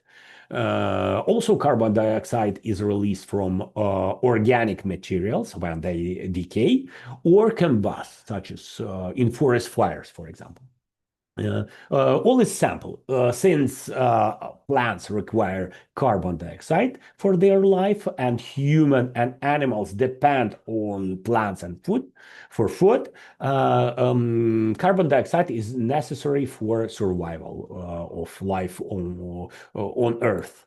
And initially, all atmosphere is well balanced, but with the increasing of human activity, industrial burning, coal, natural gas, and other fossil fuels, we have an enormous accumulation of carbon dioxide in the atmosphere by now. The trend is clear. More over-the-board population and more industrial activity lead to increase the carbon dioxide's concentration in our atmosphere. In balanced situation, our atmosphere protects the Earth from the dangerous influence of space, but permit the proper thermal exchange. But the overmuch of carbon dioxide concentration in our atmospheres leads to create the impenetrable greenhouse layer. So greenhouse gases, first of all, carbon dioxide, that makes up roughly 2/3 of greenhouse gas emissions, increase average temperature worldwide, which is in turn contributes to rising sea level, change in water patterns, and other factors that we name normally climate change. That's why intense reducing of greenhouse gas emissions and carbon sequestration become the question of survival. Just to remind, carbon sequestration is the process by which carbon dioxide is removed from the atmosphere and deposited in oceans, living organisms, land, etc., including the trees. As mentioned, during its life cycle, the wood or the tree intakes carbon dioxide and releases oxygen. So the carbon is stored inside the wood, in roots, trunks, branches, so far, and the wood essentially becomes a carbon storage vehicle. This is the permanent cycle of carbon storage during the tree life, but at the end of its life, there are two negative, in sense of our carbon neutrality discussion options, or the wood will be burned, or it will be decomposed. The both options lead to carbon dioxide emission. So if we want to decrease the carbon dioxide emission, we'd rather use the wood somewhere instead of to use it as a fuel. And definitely by using wood for construction, we're delaying this rejection. That makes wood the greenest material for construction. And buildings represent 39% of global greenhouse gas emissions, including 28% in operational emissions and in building 11% in building materials and construction. At least a half of these costs are connected to building envelope, including glazing systems. And when we're talking about carbon dioxide in the building, we need to identify two types of it. It's embodied carbons connected with the material fabrication and building construction, and operational carbon associated with the building exploitation. And normally, we're mainly concentrated on operational carbon connected with the use and maintain the building. But the majority of people would be really surprised to know how significant is the part of embodied carbon primarily related to manufacturing and disposing of material. Much more significant than many people realize. And as we clearly understand, the embodied carbon connected to harvesting, manufacturing, and even recycling of wood materials is drastically less than concrete or any metal. And studies found that even if we build a hybrid mass timber building instead of conventional concrete building, we can cut almost by half the embodied carbon, so that any portion of building with mass timber can effectively reduce an overall carbon footprint. Next point, very often I receive the questions about deforestation. Generally speaking, worldwide, it's the agricultural expansion which the main driver of deforestation. But in the US, and studies show that the rate of deforestation has been virtually zero for decades. At the same time, the density of forest is almost doubled because of intelligent forest management. So not at all risk for this. Now let's talk a bit about some building performance standards. First of all, it's net zero building. It's a very strict standard. By the way, not exactly the same that's carbon neutral building. Net zero building is the building with the zero net energy consumption. Meaning the total amount of energy used by the building on the annual basis is roughly equal to the amount of renewable energy created on the site or nearby. So net zero building is the building that produces the same quantity of energy that consumes. As a result, net zero building means that building structures use zero net energy. Thus, they have no carbon emission, zero. In the same time, please consider that carbon neutral building will still produce some carbon, even if their carbon footprints are drastically reduced. So, for your records, net zero building is the strictest standard than others, and not exactly the same that carbon neutral building. Passive house, another very strict criteria. passive house certified products are essential for both efficiency and comfort. To pass through the passive house certification, the glazing system must have global U value 0.14. So by now, any aluminum glazing system cannot ensure this value achievement. And with the timber curtain wall and triple glazing with double low E coats, we can easily achieve this value. Fire safety. Very often when we speak about fire resistance, there are some people that start to discussion about combustibility. But generally speaking, the fire resistance is not about this. The fire resistance is the time during that the building structure resists to the fire impact, keeping its requested structural capacity. So that we can say that the fire rate is not about combustibility of material, but more about the time that the building component can be functioning during the fire event. And as you know, opposite of aluminum, the wood has its inherent fire protection through the insulating benefits of charring. And when aluminum is melting during the fire event, the structural stability of the core of timber doesn't change. A glulam member that forms part of curtain wall can have a fire resistance up to 30 minutes, whereas the aluminum section will start to lose strength and stiffness on the order of 5 to 10 minutes at most. And based on this effect, we can proceed with the mullion oversizing method. Normally, as I mentioned, the standard timber mullion could be estimated as 30 minutes fire-rated assembly in load-bearing position. Meanwhile, if we proceed with the mullion oversizing, we can achieve the assembly fire resistance value that you need for your project.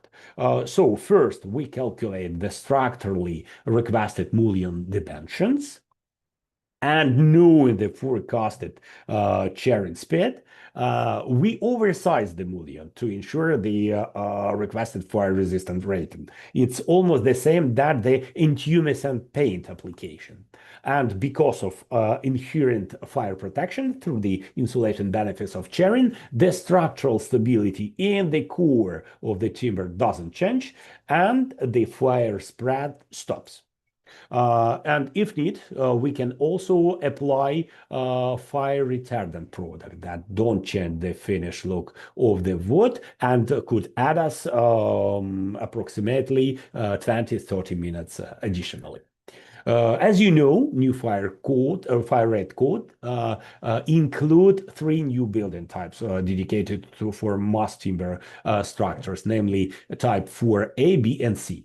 That permit us to use timber, depending on the type of building, up to 18 stories building. Now let's talk about the timber curtain wall installation. Normally, it's a standard stick composition delivered on site knockdown, but for some complex sections, the modular approach could be applied.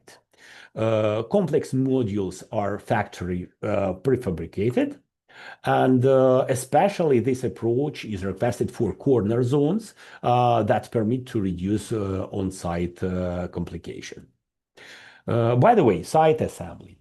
There are some different assembly concepts on the market that I see on the market.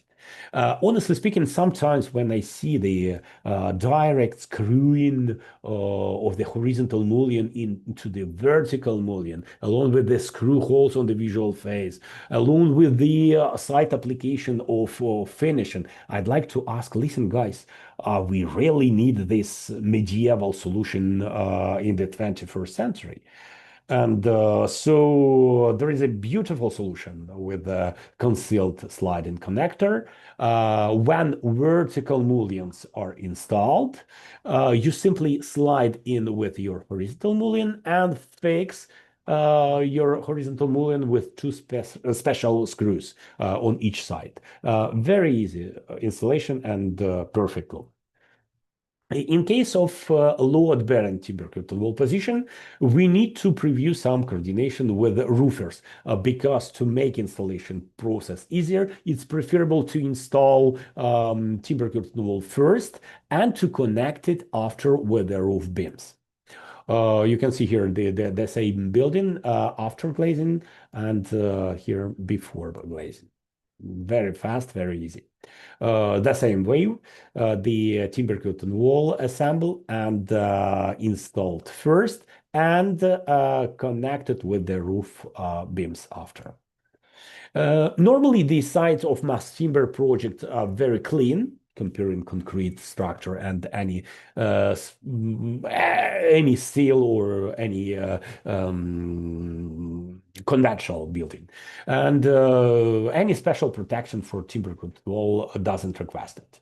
By the way, you can see here on the picture and a good example of this type of construction on the site. This is during installation, this is after installation. Anyways, if any special requirements because of the site conditions, the simple plastic protection for the bottom part of facade would be enough. If any harsh, humid on-site conditions are previewed during the installation or further exploitation, the special product for maritime protection could be applied as well. As usual, all starting from assembly plan, you will have the huge Bible of instruction, all thoroughly designed and identified on the drawings, and superior quality is assured by factory-controlled conditions. As a result, the lower cost and installation time in the field. On the assembly plan, all components are well documented for each detail, for load-bearing and non-load-bearing positions. So we could say that for the glazers experienced in aluminum timber curtain wall installation, it would be very easy transfer to timber curtain wall systems. Now, before we go further, it's a good time for our second poll question. Fuljan, could you please proceed? Yes. After hearing this presentation, what would you need more information on to convince your customer of its advantages? Pricing, structural capabilities, its use in different climates, or its benefits over a traditional curtain wall?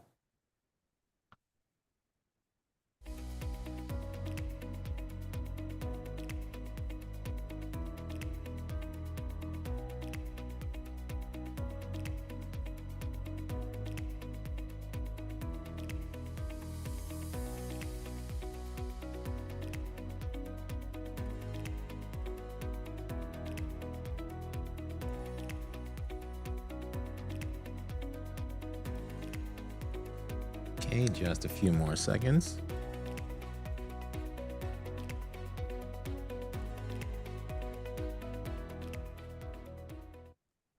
Thank you for your participation, everyone. And we have 52% pricing, 9% structural capabilities, 6% its use in different climates, 32% its benefits over a traditional curtain wall. Okay, perfect. Thank you so much. Very appreciated. I'm not surprised, but please consider that there are a lot of factors, much more than for standard conventional aluminum systems for pricing. I mean, the different wood species, the different spans. We are not limited in the length, and despite the more or less standardized dimensions, we normally timber curtain wall is fabricated project oriented. So you will order the timber mullions for your project. So to have we don't have any standard like ballpark price. Please send your facade configuration, and with this we could proceed with the pricing. Yeah. Thank you so much. And let's continue.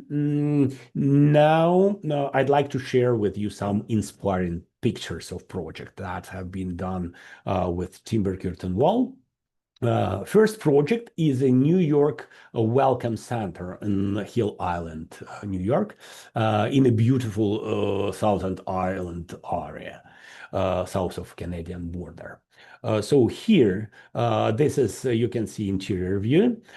We can see the beautiful match of timber curtain wall with the mass timber structure and interior cladding. Why? Because for timber curtain wall fabrication has been used the same glue lamp that for the structure. So it's the same wood. Next project is residential, named Wurer House. This is the private house of the architect of this building. And the structure is made of a high quality, high strength yellow pine. By the way, this project won the Chicago Athenaeum 2020 American Awards. This project is located in East Hampton, New York. The architect's idea was to create the glass house with the timber curtain wall to optimize sylvan setting and to blend interior with nature. Please remember, by the way, this exterior louvers, horizontal slats, that ensure adjustable privacy and provide daylight and heat control. We normally use this kind of louvers for hurricane protection.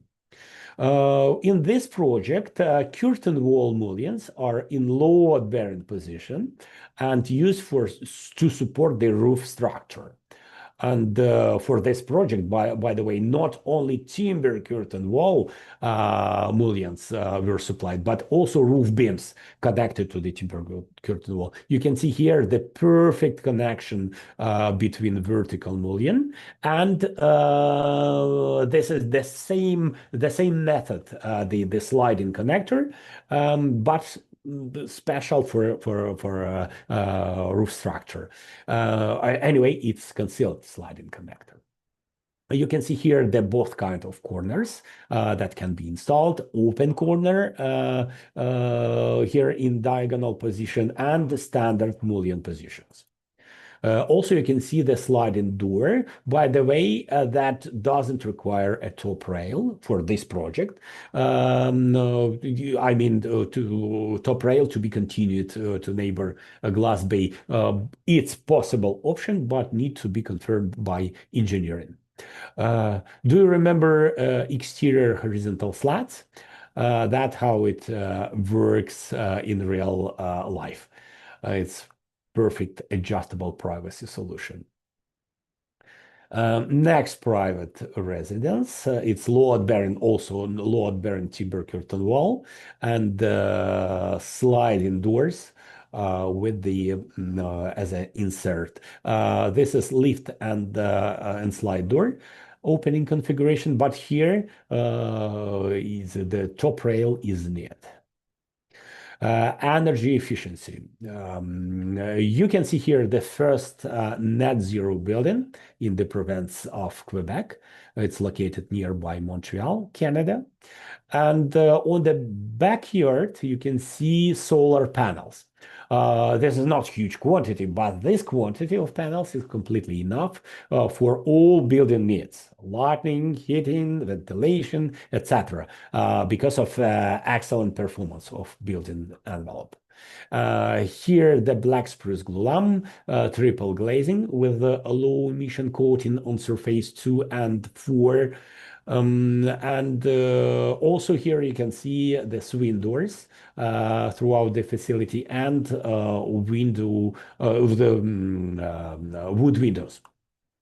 And lift and slide, I mentioned here. I only wonder why the architect didn't use the timber curtain wall mullions instead of steel columns for structural purposes. But this is another question. Again, a timber curtain wall could be used as a structural element. Next, wildlife sanctuary. It's beautiful match with the roof structure and cladding. You can see here. And this is the black spruce, laminated timber curtain wall and glazing with low emission coatings and special bird-friendly glass coating, by the way. You cannot see special bird-friendly pattern here, but this exists. Next one, very nice example of typical Canadian rural residence. And beautiful example how to bring the nature to inside. So here, a very interesting point. This project started from scratch. Initially, architect designed the arrow or some kind of plane to future, and you can see here the how it realized. Gaston Marion library. Here you can see sunshade details. Do you remember knife plates detail installed in the shop? And with this, we have the very easy connection. National Park of Lake Temiscouata. You can see here aluminum entry double doors. Next, Wellesley College Science Center, nearby Boston.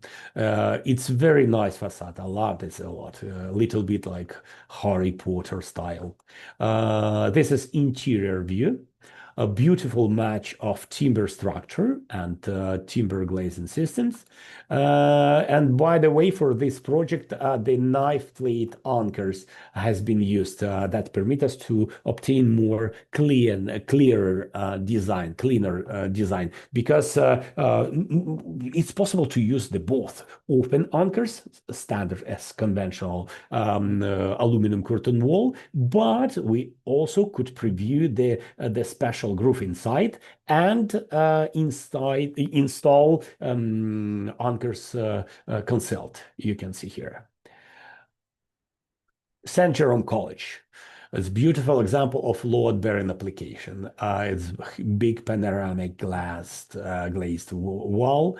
And by the way, this, because it's a load-bearing application, all these mullions, not huge quantity, but they take the weight of the roof. Princeton University. Here, white oak. Here we can see a standard caps along with the flat caps options. And important note about the white oak glue lamp finish. If you think to proceed with staining of white oak mullions, it would be challenging to obtain the uniform colors for white oak glue lamp because each white oak lamellas will have its own color. This is the speciality of white oak, but this is at the same time it's some details to know, but at the same time it's amazing beauty. It's amazing rich look. White oak, as I mentioned, Penn State University. Again, this is the single mullion for 3 floors. So it's very easy to install. This is interior view, black spruce laminated timber curtain wall with triple glazing. Very clean and perfect match with the structure. Next one, Quinnipiac University. Here you can see the open anchors. Again, normally for each project, the custom anchors will be applied, and it's your choice. It's going to be open on knife plate anchor. The bosses for me very beautiful. For this project, we used the white European spruce delivered from Europe. It was an architect choice, and the architect was looking for the clearest wood species as possible responsible for timber curtain wall. And just for your information, this is the black spruce from Canada. This is white spruce from Europe. Very similar. Community center in Beaupré, Quebec. We've already discussed this 27-feet timber curtain wall project. This is exterior view, and this is from interior. As for me, interiors looks better, but anyway, it's a good example how to bring exterior in. Next point. Again, this could be a hybrid version because the aluminum combined with aluminum or steel. Here you can see the hybrid version with aluminum. Why? Because we have this portion of radius facade, and for sure, aluminum is much easier to bend, and also it's less expensive. And here you can see the wood caps. In this case, it's cedar, treated only once, and the cedar is one of the most resistant wood species. So up to you. We can find the solution. This is interior view, and just for your information, if you need any samples for to refer to your client, normally we have in stock Douglas or black spruce, Douglas fir, white oak, and ash. So if any special wood species need to be ordered, the standard normally in stock. That's all for today. I think I'm correct with the time. Thank you so much. Please don't hesitate to ask me if you need if any special detail or any special information you need for your project. Thank you. Sergey, thank you so much. Excellent presentation as always. Yeah, thank you so much. And again, we start the new season after summer break with the new ideas, and please don't hesitate to contact if you need any additional information. Thank you. Thank you so much. Appreciate it. All right, everyone. That was an excellent presentation with Sergey from Unicell. This is the session code here, 148020. That is your final session code for the day, 148020. It is also in the chat for you as well. I'll just give you some time to record that.